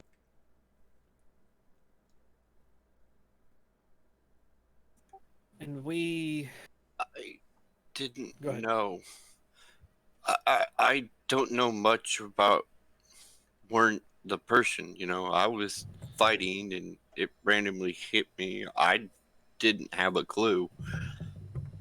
And yes, I might have been in the wrong for not mentioning it to somebody, and I take responsibility for all that and what happened to y'all. Well, I'm Uh, not going... I'm not going to hold you accountable for something you didn't know. And that's... I think that's my final decision. In the Wings and Things cast, there's a variety of faces that are being displayed towards Nevena at the moment. Some of them good, some of them not so good. But, that being the case, we would ask help dealing with, dealing with Maggot first off. You have my oath. Justice will be done. It rains from above. Oh Sorry. fuck. Bad joke. But, she nods. Of course, of course. I wouldn't have it. Justice? This is probably the most engaged you've seen Squin all day. Otherwise, he's been just kind of sitting in the background drinking. Yeah, and you've Like- noticed Urvis has a shield on her back, and on it is the symbol of Yomade, who is herself the goddess of justice. A bunch of good that's doing right now because she's locked away. Hey, Yeah. hey, sometimes you, in order to understand the criminal element, you have to go to prison. What villain deserves justice that we need go after? Many, including a band of the Hell Knights masquerading as other orders. Ah, which villain foul are we dealing justice to first? And what is this maggot? Maggot That is a good question. I too would like to know. All eyes kind of turn to Nevena. Well, Maggot's been a thorn in this city's side for as long as I can remember, that's for sure. Most people think he's being paid by the Hell Knights to be kind of a lapdog. Some people think he's a merc for hire. Most of the time he does what he wants, and every now and again he does something for Delbrook and his band of misfits. that being the case, you shouldn't forget about this. You shouldn't forget about Mr. Clean either. Mr. Clean will be a non-issue, at least until we have dealt a fatal blow to the Hell Knights. Then his band will face justice for the grief they've caused. All right.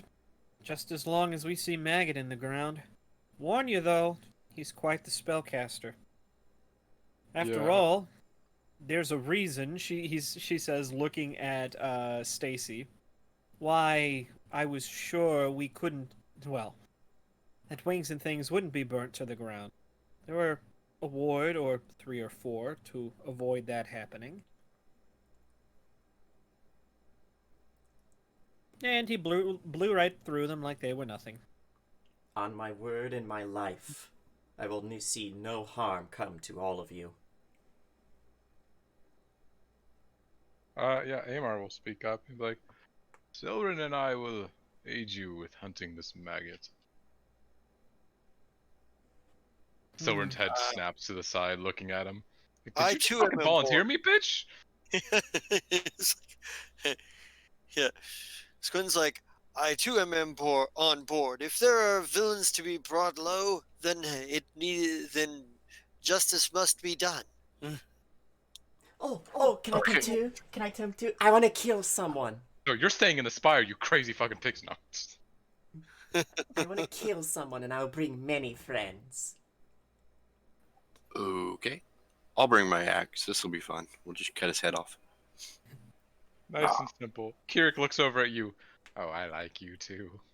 At like the mention of Fran's face, suddenly snaps one of her little fingers, and a tiny green portal opens up, and an armored corgi trots out.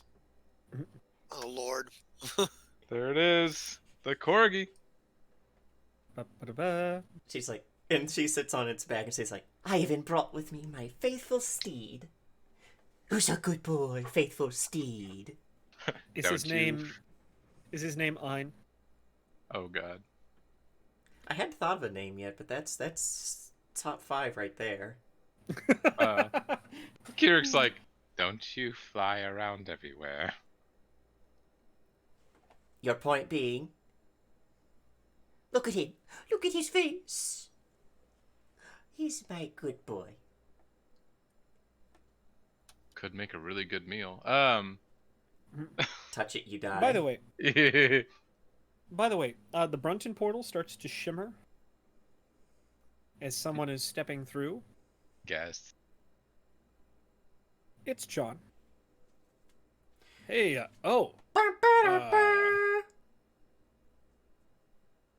I haven't been in here before. My gosh, I'm sorry, there I are a can't lot of see them. him. That's why I don't have a token for him out. Actually, I Can think we I have a just token use for him John somewhere. Cena?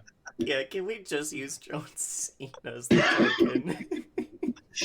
No, Yeah, you it's got- going to be my favorite. It's going to be my favorite. It's Bruce Campbell, guys. No, No. let's see here. First, he was off in a fucking caravan of. Why can I never remember the name? The Romani people. And now he's here. The Vistani. Vistani, yeah. Let's see here. Actually, oh, right there. Here you go. John Stonefruit.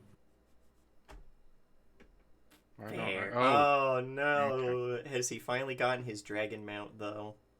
it's No. Thor. Did his best friend almost get eaten by bread in this universe? No. But all right. So, Shut up. I've got a couple people downstairs that say that they're friends of yours. Looking at Rawl. Kind of looks at everyone else like, why am I the one who's they say they're friends with? Cat. Stop 1 second. Oh no, he's being harassed by IRL's. My cat is trying to destroy my window. If you guys want to Sifle. talk, I'll be right back. He's being And harassed by Raul- IRL Sifle. And what Yeah, that's my. what That's what is my wrong again? The whole John Cena thing is my fault. First time I heard that name, just that in the back of my head popped up. And I started doing it every time I hear his name. So Rawl is an alchemist. Yes. He is What race? this is great. He's a Duskwalker. Duskwalker. Okay. All right. He's got like pure white hair, dusk gray skin, almost black, with intricate alchemical symbols that run up and down like the sides of his neck. They're on his hands, stuff like that.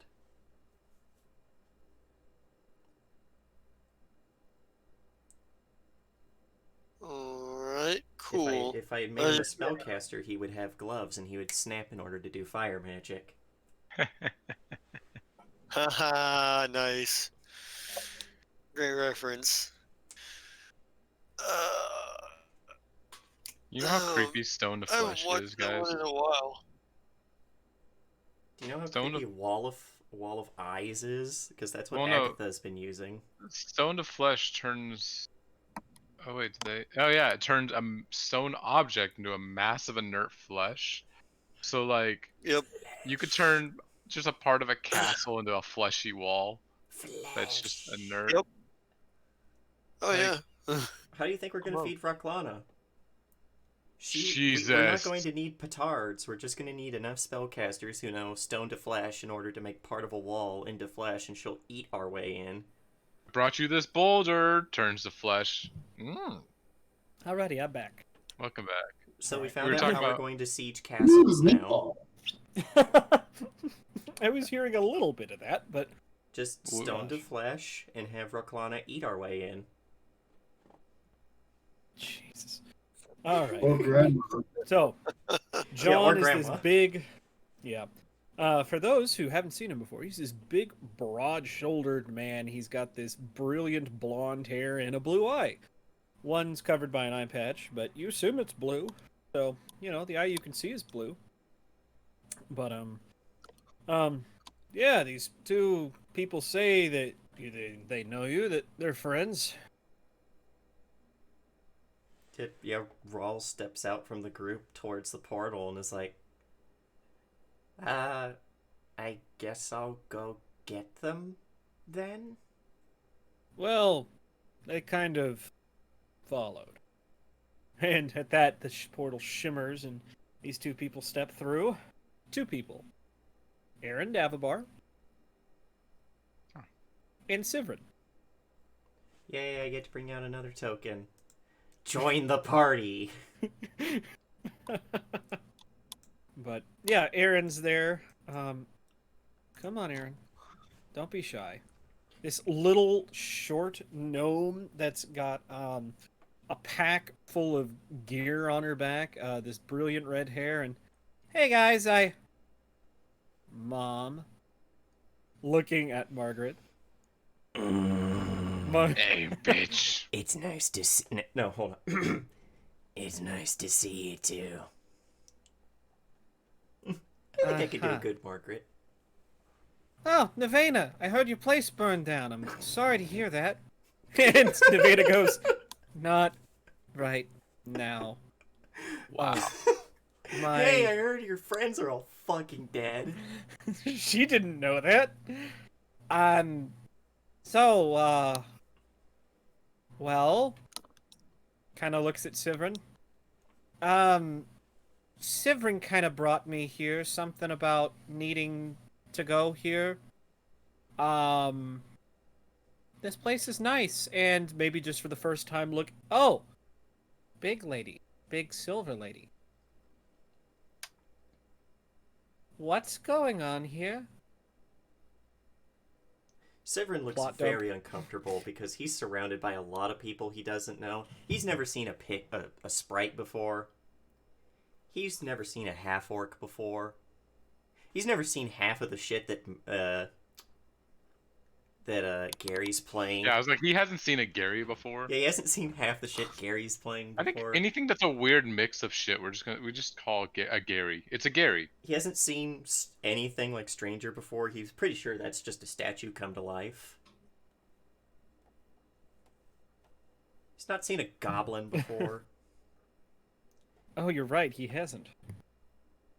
He looks very uncomfortable to be here. He's not right seen now. a woman made out like dressed entirely in flames before. He hasn't seen someone made out of mercury. He hasn't seen whatever the fuck Raklana is. Kobold. A Kobold. baby dragon looking thing. I was just gonna say cannibal, but I guess canna kobold works too. Cannibald. But Cannibal lecture? can you make his picture a little bit bigger for while I describe him, dear GM? Where No. do you put him? He's right next to Hivali. I put him in the lineup. He's part of the usual suspects. He's very tall, at least compared to Aaron. He appears to be just a normal human with chin-length white hair and these very bright golden eyes, wearing a mix of white and red and black. Not quite robes, but definitely like a tunic with a hood on it. Spiked armor with like sharpened claws for fingers. Everything very much kept to his form to keep him very quiet. And something you've noticed is he's not spoken, he's not made a motion to speak since coming here, and he's just kind of standing there, a sword on his hip and claws folded back on one of his hands. I forget what that weapon's called. They're like ninja claws. Guitars? No, not guitars. Techo something or other. Yikes. Yeah, I Techo know what you're talking about. Don't remember. They're basically Wolverine claws. For whatever reason, I was thinking about the neckodes, which are a lot smaller than that. Yeah, he just kind of Yeah. stands awkwardly behind Aaron. Easily 2 or 3 times as tall as her. Yep. Yeah, unfortunately, the lead we had ran cold and... Oh. I'm looking at your entryways. Is that a desert? Yes. Looking at Sivern.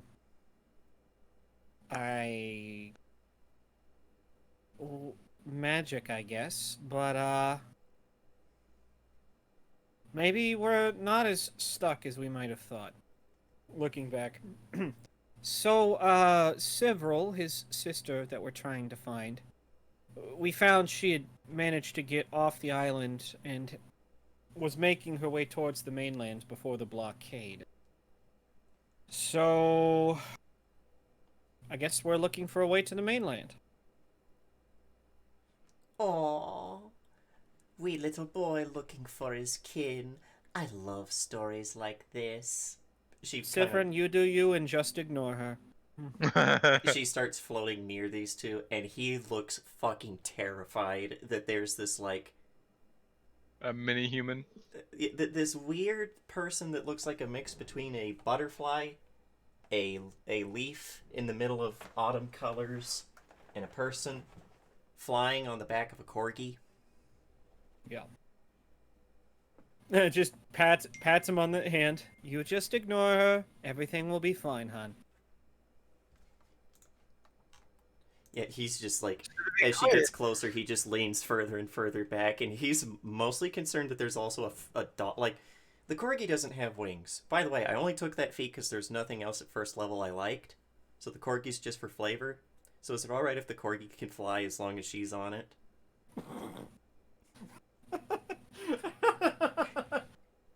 You can sprinkle your pixie dust on the corgi and tell it to Yeah. think of a wonderful thought, I guess. I mean, it's a corgi. It's always thinking wonderful thoughts. Think of a wonderful thought, any happy little thought. So yeah, there's just this fairy flying on the back of a magic corgi in fey armor. It's an armored war dog, but it's a corgi. and it looks so happy. So if it's wearing Fey armor, does that mean that the armor is like really wildly pastel colored and shit? Oh, Probably. it like depending on where you look at it, the colors are different. It's gaudy, it's bright, it's colorful, it's flowing in its shapes. And the corgi looks just so happy to be wearing it. He looks just happy in general. That's the first pet I've ever seen to look happy wearing clothing. It's a fey corgi. Who can say? Yeah, it might not Right. even be a real corgi, it might be a fairy. Who He's just knows? like, today I'm a corgi. So, yeah, this almost like, oh, no people. You said Aaron, yes? And Sivrin. She kind of, what? Shit. My mind is full of shit tier memes and other crap, and so I can't help but think of the don't make me get long at you, quote from whatever shitty meme that was. God. Anyways. But yeah, she kind of, stretches out to, Sivrin and Aaron, and, well, it's nice to meet you both. Sivert My looks name is- fucking terrified. I assure you I mean no harm. Please, my name is Alma. He slowly does like a bow, gripping the grip of his sword, not in like a hostile gesture, but that in that kind of like military way where you hold your sword as you bow.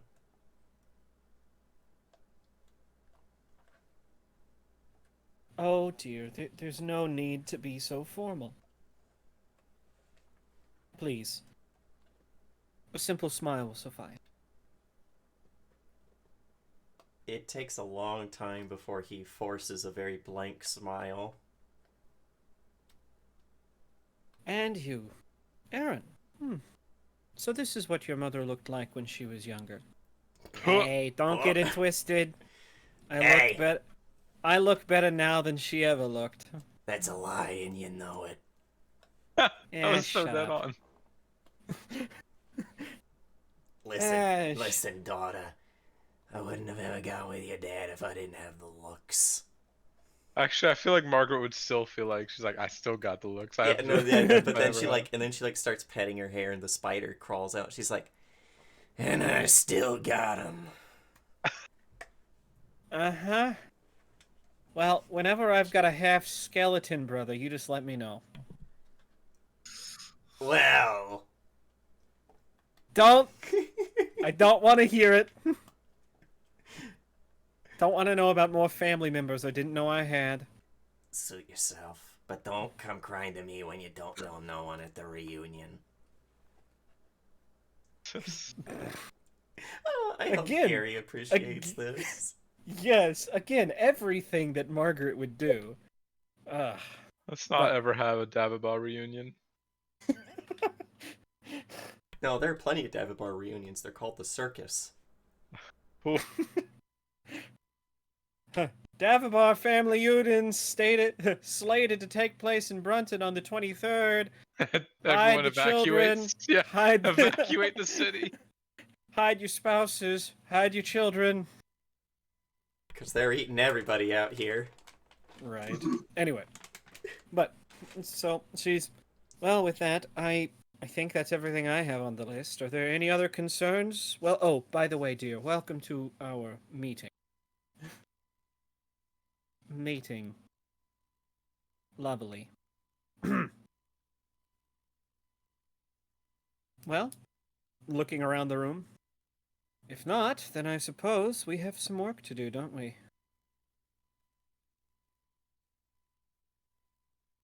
Well, you're all just standing here. She flashes a smile. Hop to it, I suppose. And at that, Nevada snaps. Right, alright. Starts dividing up the work. You three kitchens, you. Yeah, I need the other three of you to do some things.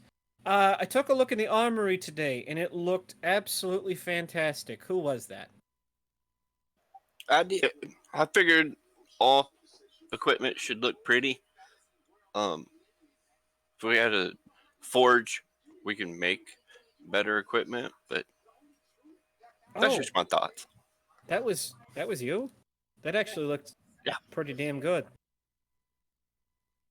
Okay. Well, shit. All right. All right. You wanted a forge. Well, I'll see what we can do. Are there any other buildings we're gonna need? She says, looking while everyone is still here. Well, I was going to get work on building us like an actual infirmary, so there's a clean place for people to bleed. Do we have a Go ahead. Do we have a brewery? No, but that's That's something. a question. Kirik's looking from person to person as they're saying this stuff, and he's like, I'm going to need to lay more pipes. Will looks around. He's like, I'm going to just finish cataloging the library. I think it's best that I keep out of Brunton for now. Thank God, someone that's not going to want piping to a room. Well, no, he might want hot No. water piping in just to keep the room warm. Need piping in the forge because there has to be the water thing. Shut your whore mouth. Actually, could we get some... If it's possible, could you divert some of the hot water pipes through the library to keep it warm? There's an awful draft in Hey, there. you can make pipes to a pool room. We could have a pool. There's You a know what I'm pond in the thinking now? No, it's just there's a pond in the forest, and there you have magic. Yeah, Irvis just Kirik holds the out. plumber, can he build it? Kirik the plumber, yes he can. Irvis holds out Sorry. her arms, and she's like, "Can we all have an orderly meeting some other time in order to bother Kirik into building more contraptions?" Even I have you. someone who's good at making contraptions as well. He looks at I forgot his name. He's with Trinkle Toes. Oh, Slink? Yes. Why, I suppose I could start looking at some blueprints, maybe developing... Actually, looking at this room, I have a couple ideas. I'll need a workspace, though. It's preferably something a little more isolated than the long hall that, well, I was stuck in back with the, rum runners. I made a room a nice, lovely baby blue. You could take that one, says the pixie on the floating corgi. Can you make it green and we have a deal? She glowers at him. Like, for a moment, it looks like she's about to say something like, "How dare you ask that?" And she's like, "I can, yes.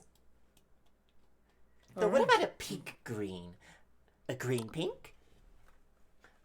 And as she's, like, talking to herself, the corgi's less flying as it is kind of floating, slowly rotating upside down and just kind of going off in a random direction like a balloon with her on its back, talking to herself.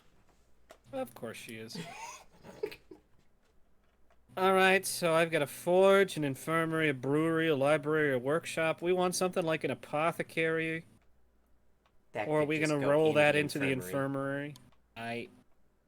Anything else we need to have? I see we've already got the library. Can Sorry. we have a Schmeckledorf? I'm ignoring the person who doesn't have anything constructive to say. I thought that was the whole point of you building things, is to be constructive. Still ignoring her. Anything else we need? I got a forge, an infirmary, a brewery. Who's gonna run the brewery? Squin. I vote Squin runs the brewery. He's Squin going to knows ask. nothing about brewing. Squin knows nothing about brewing ales. He just likes drinking them. Well, you Then better in the get words learning, of boy. Kansas. Then in the words Next- of Kansas former Governor Sam Brownback, it'll be a real live experiment. Oh God, yeah. He's gonna have to recruit Ugh. people who actually know what the fuck they're doing, so he can just be like, "We need more ale." I No, guess seriously, we Rawl don't have could enough. do it since he's an alchemist. Okay. Kirik can also brew shit. Unfortunately. Alrighty. Hey, you can manage a or an operation you know nothing about. Just ask Walmart. Giggity. Yikes. Yikes. I love it. So true. So Fucking what we're great. saying is that we need to make a brewery, but we don't have the crew to brew the stew. Brewing is easy. As he looks to Cal floating next to him. Brewing potions, that is. Yes, well, I was speaking more of ale and fine liquors. Same thing. You're the one who came up with the idea, so I think if anyone should find the crew to brew the stew, you're the one who should carry it through. Damn it, she's rhyming. I know, and Mom! I'm trying to think. And, Alrighty. Squid, Everyone wouldn't just stared. necessarily No. say- Hold no, up. Squid actually just kind of looks approvingly, like, And yes. as everyone stares at her for rhyming, she goes, "What? It's true."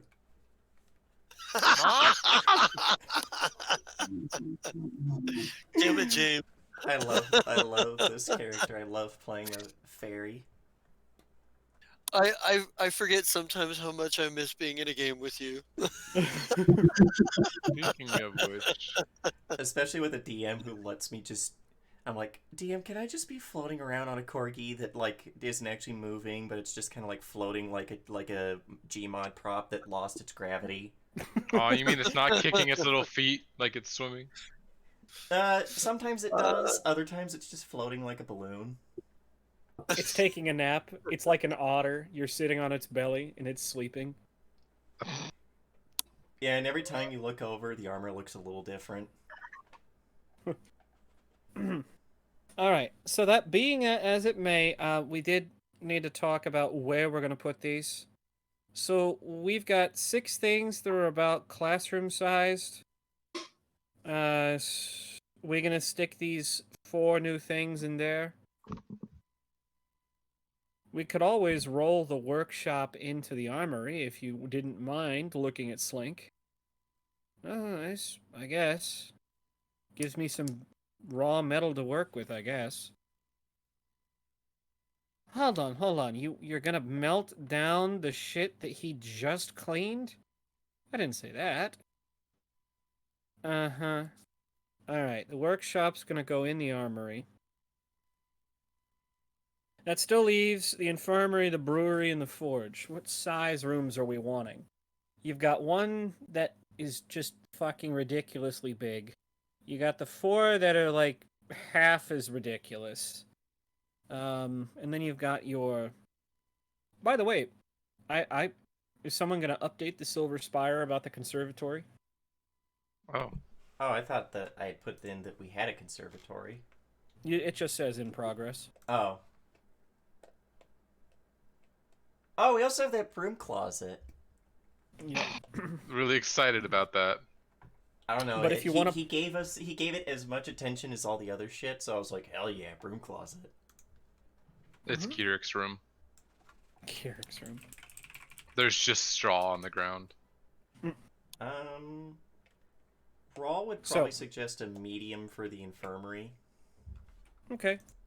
Go ahead and put that down. So I'll put that to Remove. 5. Yep.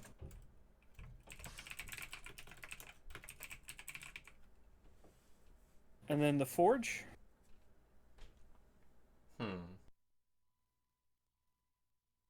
I would say could probably go in one of the medium sizes.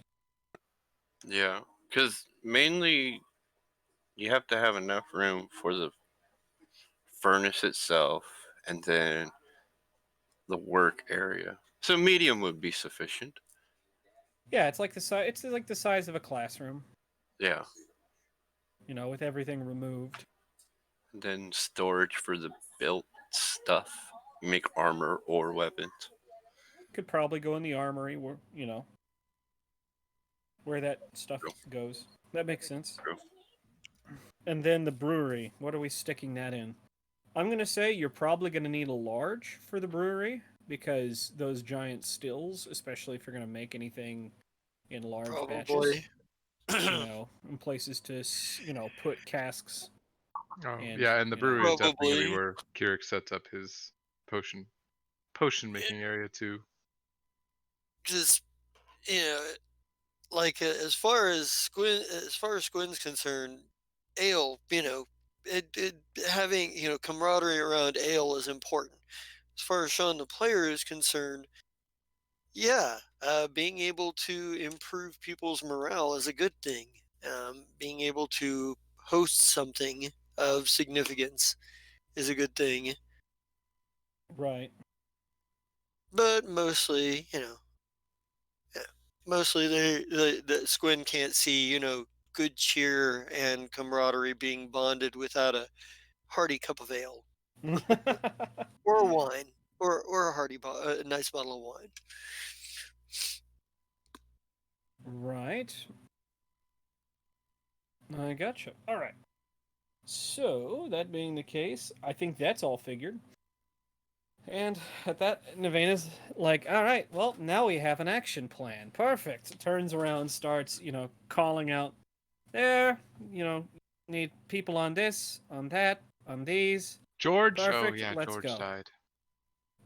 No, she doesn't do that. There's Chunky. He's dead. Sorry. Chunky's dead. Yeah. But, alrighty, I think that is going to give you guys some new stuff to anticipate. And, well, yeah, this crowd kind of disperses. What is, let's see, time? 2:40. Alrighty. I am going to be ending us early today because I have somewhere to be at 4 that is a little ways away. Damn, there goes Commander. Sorry. No, you're okay. So, I also remembered something, so you're good. But let's see. I know this has been another kind of down session. Where is Push?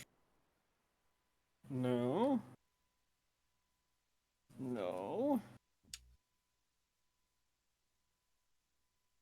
Ah. But yeah, so let's get a quick rundown of I will ask overall. Well, Scott, what is Anduin going to be doing?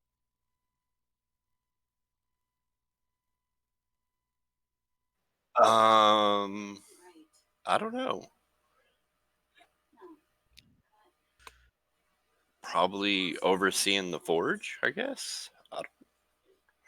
Okay, at the very least doing that. Yeah. Alrighty. What is Squin's plan? He's got a little bit of free time here. Squin doesn't sit still very well. So he probably, explores the place as best as he can. But at the end of the day, he'll likely, he's probably he'll take some time to do some training because, hey, let's face it, natural ability only takes you so far. You have to practice to maintain your skills and stay on top of your game. So he'll probably take advantage to whatever facility we have or areas we have for him to sort of train his body, maybe like do some jogging around the parts of the castle or, some acrobatics training or whatnot. And then, before he after he's done a certain amount of that, he'll probably have himself a nice hearty meal and, drink something too. He's a fairly simple guy for the most part. Gotcha. I'm going to say, James, when it comes to Uraves, Nevena is going to be grabbing your ear quite a bit. Asking.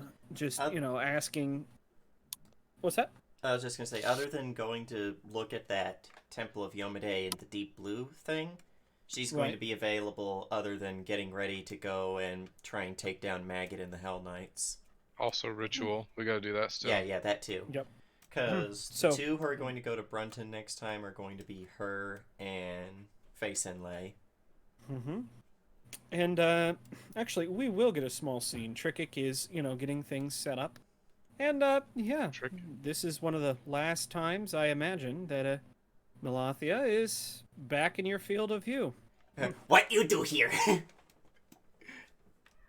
Sorry, not Trickik, Urvas. My bad. Trickix just very confused, starts screaming.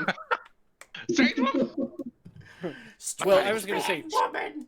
Trickik, actually, Nevena has your ear quite a bit because, well, we need this, and this, and this, and this, and this, and we need all of these, and we need some more of this, and we need new this, and she's got a shopping list for you.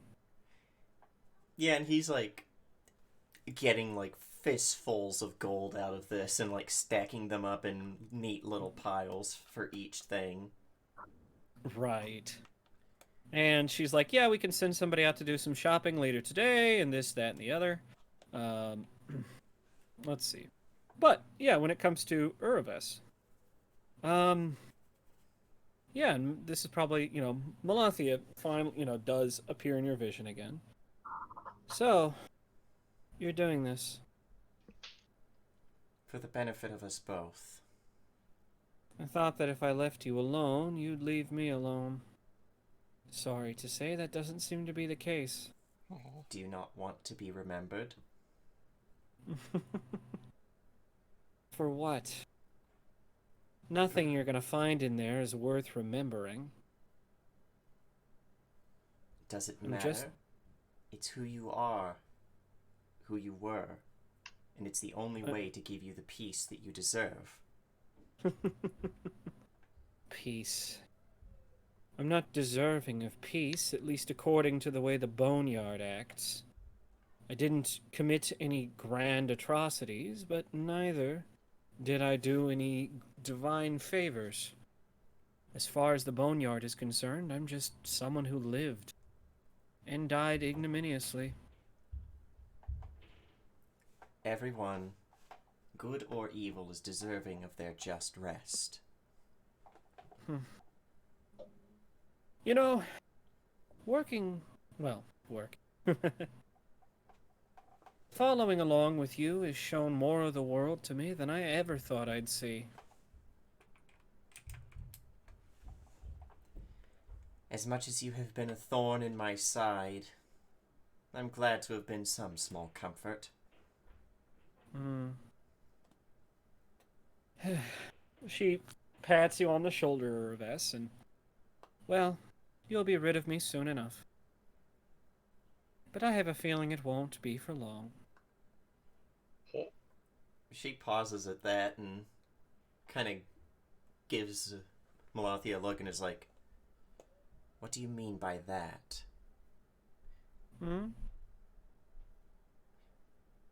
That You and I will were- not be rid of you for long?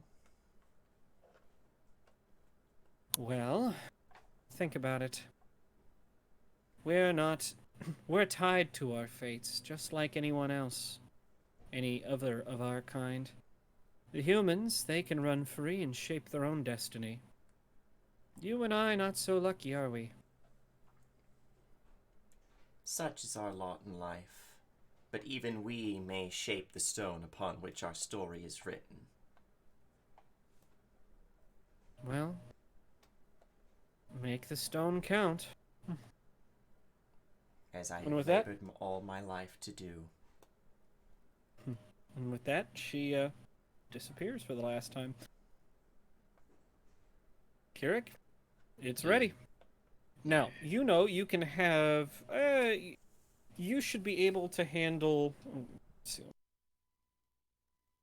You should be able to handle 5 people going at once. Okay. It's just a matter of which 5. It's me and 3 others, or me, Uraves, and 3 others, or me, Uraves, Trick- 5 others.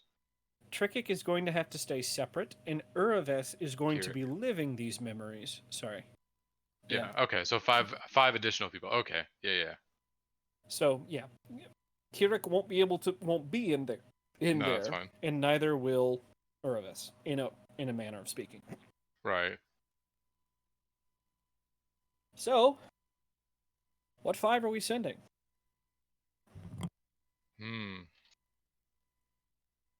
Who wants to go memory delving?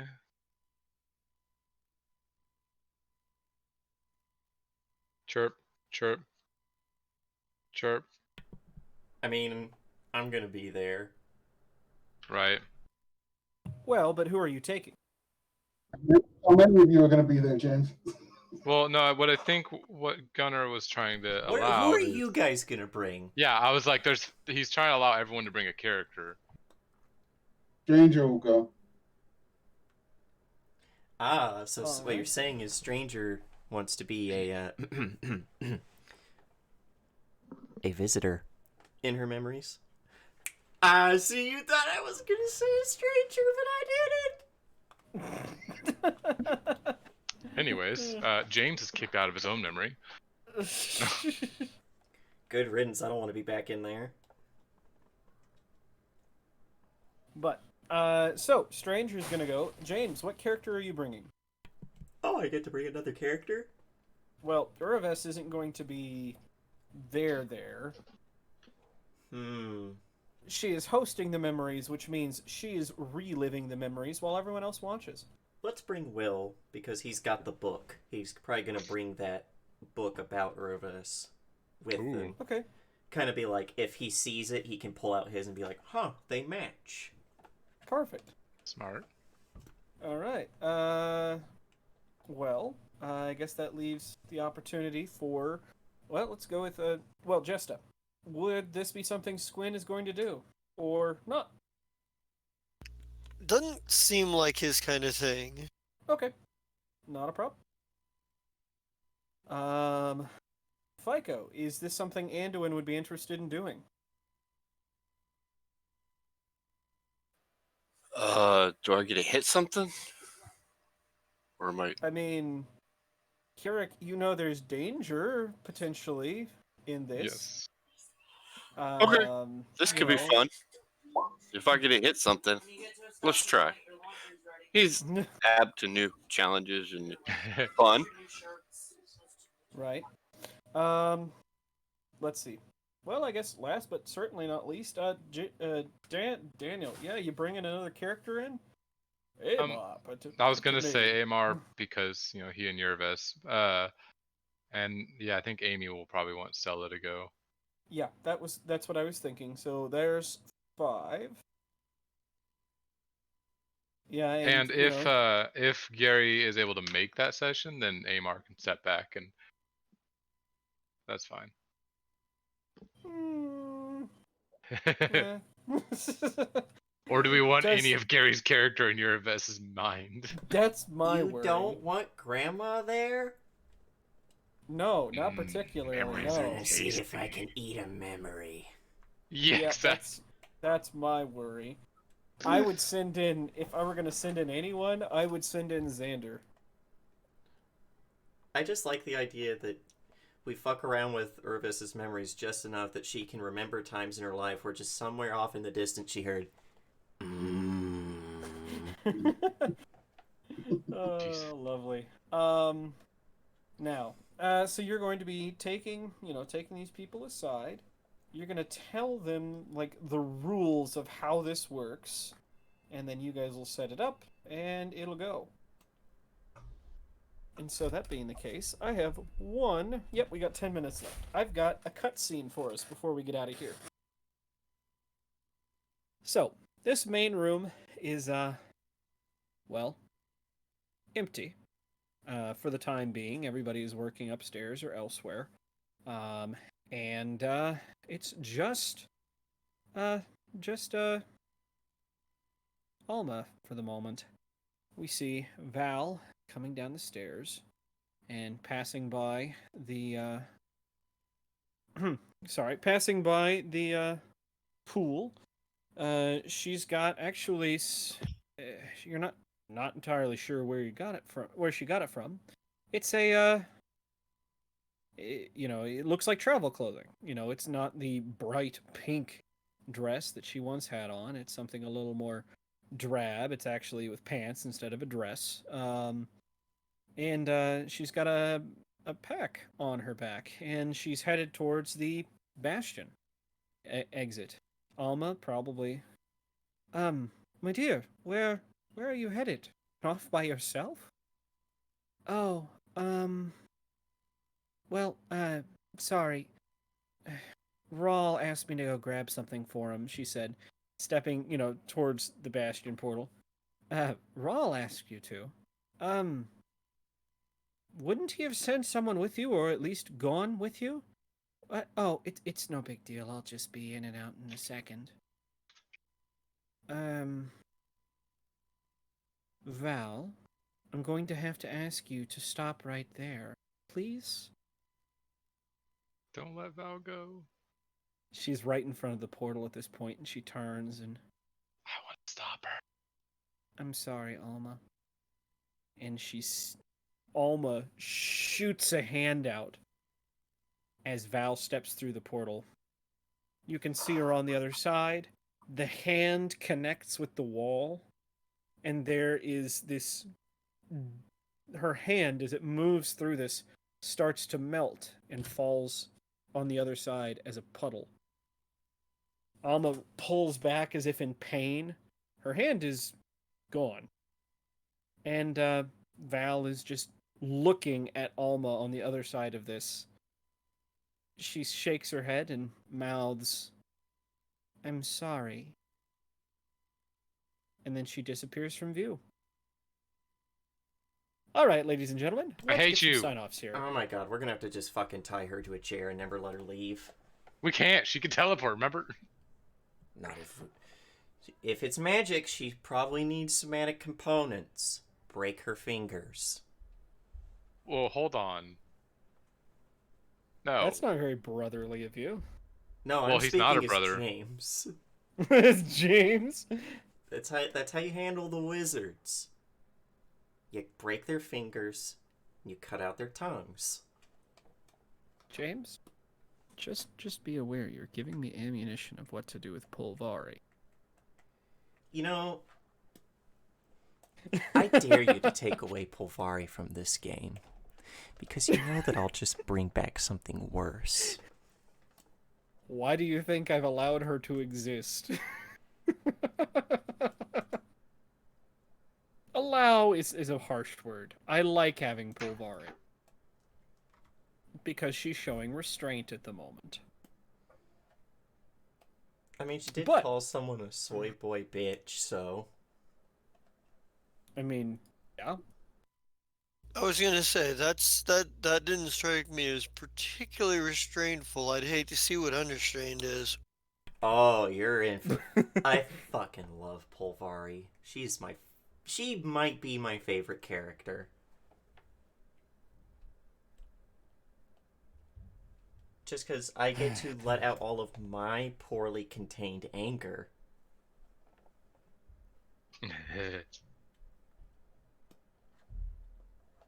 Why do you think I often play Ifrits or Fire Genesee? Because you were an undiagnosed pyromaniac? Well, besides that. I was gonna say that would have been my guess, but No shame, I like fire too. Fire! Fire! So, sorry, let's get some sign-offs here. Starting with, we'll start on the middle. Jesta. Hola, I am the Justa King Zerat, and you can catch me here on Monday nights for Fire Strike, my favorite group of space pirates, space terrorists, and never-do-wells. You can catch me here on Friday nights for the Ballad of the Menagerie. Hey, if all of the legendary and big boys are off running around and you really couldn't afford them anyway, hey, the Menagerie's they'll take on jobs. They do stuff, and they usually do a pretty decent job of it. Might be a little hairy sometimes, but they get there. And you can also catch me here on Sundays, just like you did today, for Tales from the Cosmos, where I play Squin. He didn't have much to do today, but he was there, kind of waiting for some time to swashbuckle. Oh yeah, almost forgot. Every other Saturday, the Bitter Ends, our Apocalypse World campaign. It's a little bit of the Wave World sessions. It's like Water World, but with far less misogyny. And I think I'm just gonna stop it there and kick it on down to the next person. Alrighty, let's go ahead and move up. Computer.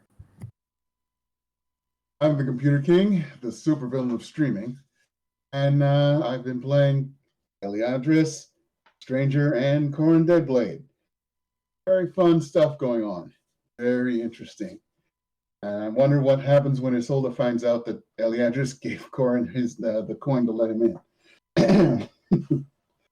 On Tuesdays, I'm going to be in the Numenera game if it starts as Torlok, who's a fighter, and he has two swords, both of them shaped like lightning bolts. And on Wednesdays, I run from hench to mensch, where I'm torturing having a good game with some henchman level villains. And hopefully, they'll make it up to high rank and not get killed. And on Fridays, I'm in Yakshas as John Howler Zulu, the soldier who drives a big mech that looks like a giant gorilla. And that's it for me. Alrighty, Jamez. Hi ho, friendolas. My name is James, otherwise known as Nightheart. You caught me here today playing a whole bunch of different characters, along with the return of Sivrin. But some of my favorites are probably, as you could tell by the fact that I give them way too much screen time and like to interrupt my other players because I'm a bad person. It's Face and Lay, the fairy who is now flying around on her corgi, who might actually be part balloon, you never know. Sometimes people look over to it and the corgi is replaced with just a balloon animal. Because the Fae don't have to make sense, and that's fun to actually just roleplay. And Pulvari, who is the queen of mean and the baddest of bitches. You can also find me here every other Thursday, this Thursday inclusive, where we will be doing, assuming Gary shows up, Project Severovo, where I play Ian West, who doesn't Ian know what's going on right now. Because we're in the real world again, but it's just as spooky and weird and scary as being in Russia, just ever. And on I think we're actually in Russia in the real world. It's just no, the nightmare has become reality. Or you can find me on Fridays where I run yakshas. Come to see a dark future where a meteor nearly caused the end of the world, and we got some mech pilots who are going to start figuring out how they're going to take on a cartel don in the jungles of Guatemala. You should come by. They had a very small combat where they murdered people for money because they found a weapons deal and were like, you know what, we're in the jungle, we might as well pretend we're in Vietnam and burn everything down. And that's me. Alright, skipping over Daniel, let's go to Daniel. Oh, yeah, okay. Whoa. Oh. Hi, what up? I'm Sassy McNasty69 or Daniel, whatever. It doesn't matter. You caught me playing a myriad of characters here, within, around, and all outside the Silver Spire. And oh god, we're doing some crazy shit, y'all. Be prepared. Be prepared. You can catch me tomorrow in Fire Strike as Oliver Byrne, the bear who was just a bear, and a biohacker and biotechnician. Who was researching some poison, found out unfortunately it's got like a natural source and some kind of fungus in it that I can't replicate, but I will track down that fungus. And then the library exploded with Xander, and I'm so glad because I was probably going to try to go to the library and join him. So luckily it didn't happen when I was there, because knowing my luck with rolls and disasters, I would have been a disaster. It wasn't a river. Yeah, right. It was a river of fire. Uh, on Tuesday, hopefully you can catch me there for Numenera as the Seeker who exists in two places. And on Wednesdays, you can catch me in Hinch to Minch as Shadowhound, the assassin for hire who hunts down people with superpowers. But if they have magic, well, fuck him. He can't do shit, and he somehow just gets really, really bad luck against magic users named Dimitri. Fuck Dimitri. Good, he's dead. Beyond that, you can catch me on. Oh wait, no, I was only there for that one episode of Fast Cars Clear Gems. So skip Thursdays. You can catch me on Fridays in Yakshas using the Lancer system. Where yes, we pilot mechs, and it's amazing. I'm a mech that comes apart, and we came across some shady gun deal, and I electrocuted and like just tossed around a bunch of lowly humans who couldn't resist the Agni and Indra, poor people. And we stole the money. Yeah, fuck them. We're rich now. Not really. It's all going probably straight into the ship. Fucking, 50-ton ship, whatever. And 400,000 beyond, tons. yeah, 400,000-ton ship. Yeah, it's Mike going made into that the ship. mistake too. He's like, yeah, it's only like 500 tons, and I'm like, what? No. Yeah, imagine like fucking Kansas on wheels. Beyond that, you can catch me every other Saturday for the bitter ends as Eot, the wild child who eats everything except the trash can his creepy uncle tried to give him, or drunk uncle. Yeah, fucking Daddy Castiel can't pilot a goddamn boat in any game he ever plays, and sank our ship, and now we're held within some cult place for the cult of the Kraken. Hopefully they feed us pieces of the Kraken, because Eot's getting hungry. And wraps around to here, and that's me. Alrighty, and last but certainly not least, Scott, go right ahead. Oh, I'm Scott. So I played both my characters. Fagara, where he just stood around and listened to everybody tell stories, because whatever. And then Anduin, he got forgiven. I'm not sure what that means, but hey, he did good on making the armor look good. We'll see what else. I don't know.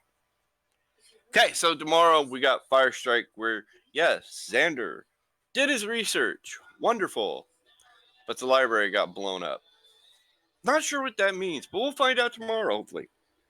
And then Tuesday, we got Numenera, where I play some dude, because I don't recall what his name is, but he's going to punch people. And then Wednesday, we got Hinchman's, where I play Knight.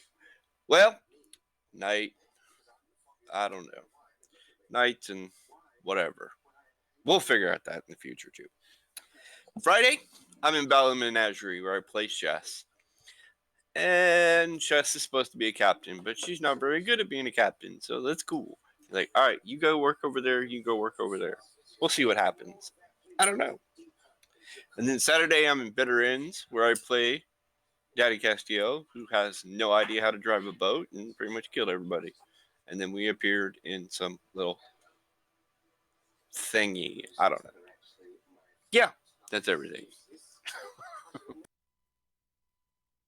Alrighty, and my name is Cyrus Smith. Today you caught me running Tales from the Cosmos. Let's see.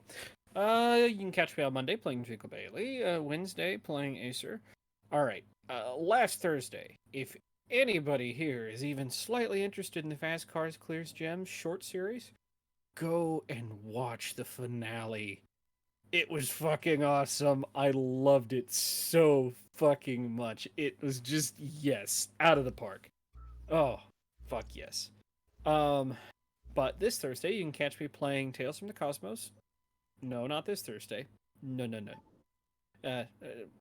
Project Severovo this Thursday as Persona, and you can also find me, let's see, on Fridays, playing Indiana. That's it for me. So let's go ahead and get out of here on is it R.I.P. Val, or is she not dead yet? We don't do that. No? Okay. Let's... You're just a bad person. What's that? You're just a bad person. Rawl's a bad person. I think that's a great place to to leave. Listen here, you little shit. No. All right, fine. Let's just get out of here on goodbye. Bye. Bye. Bye.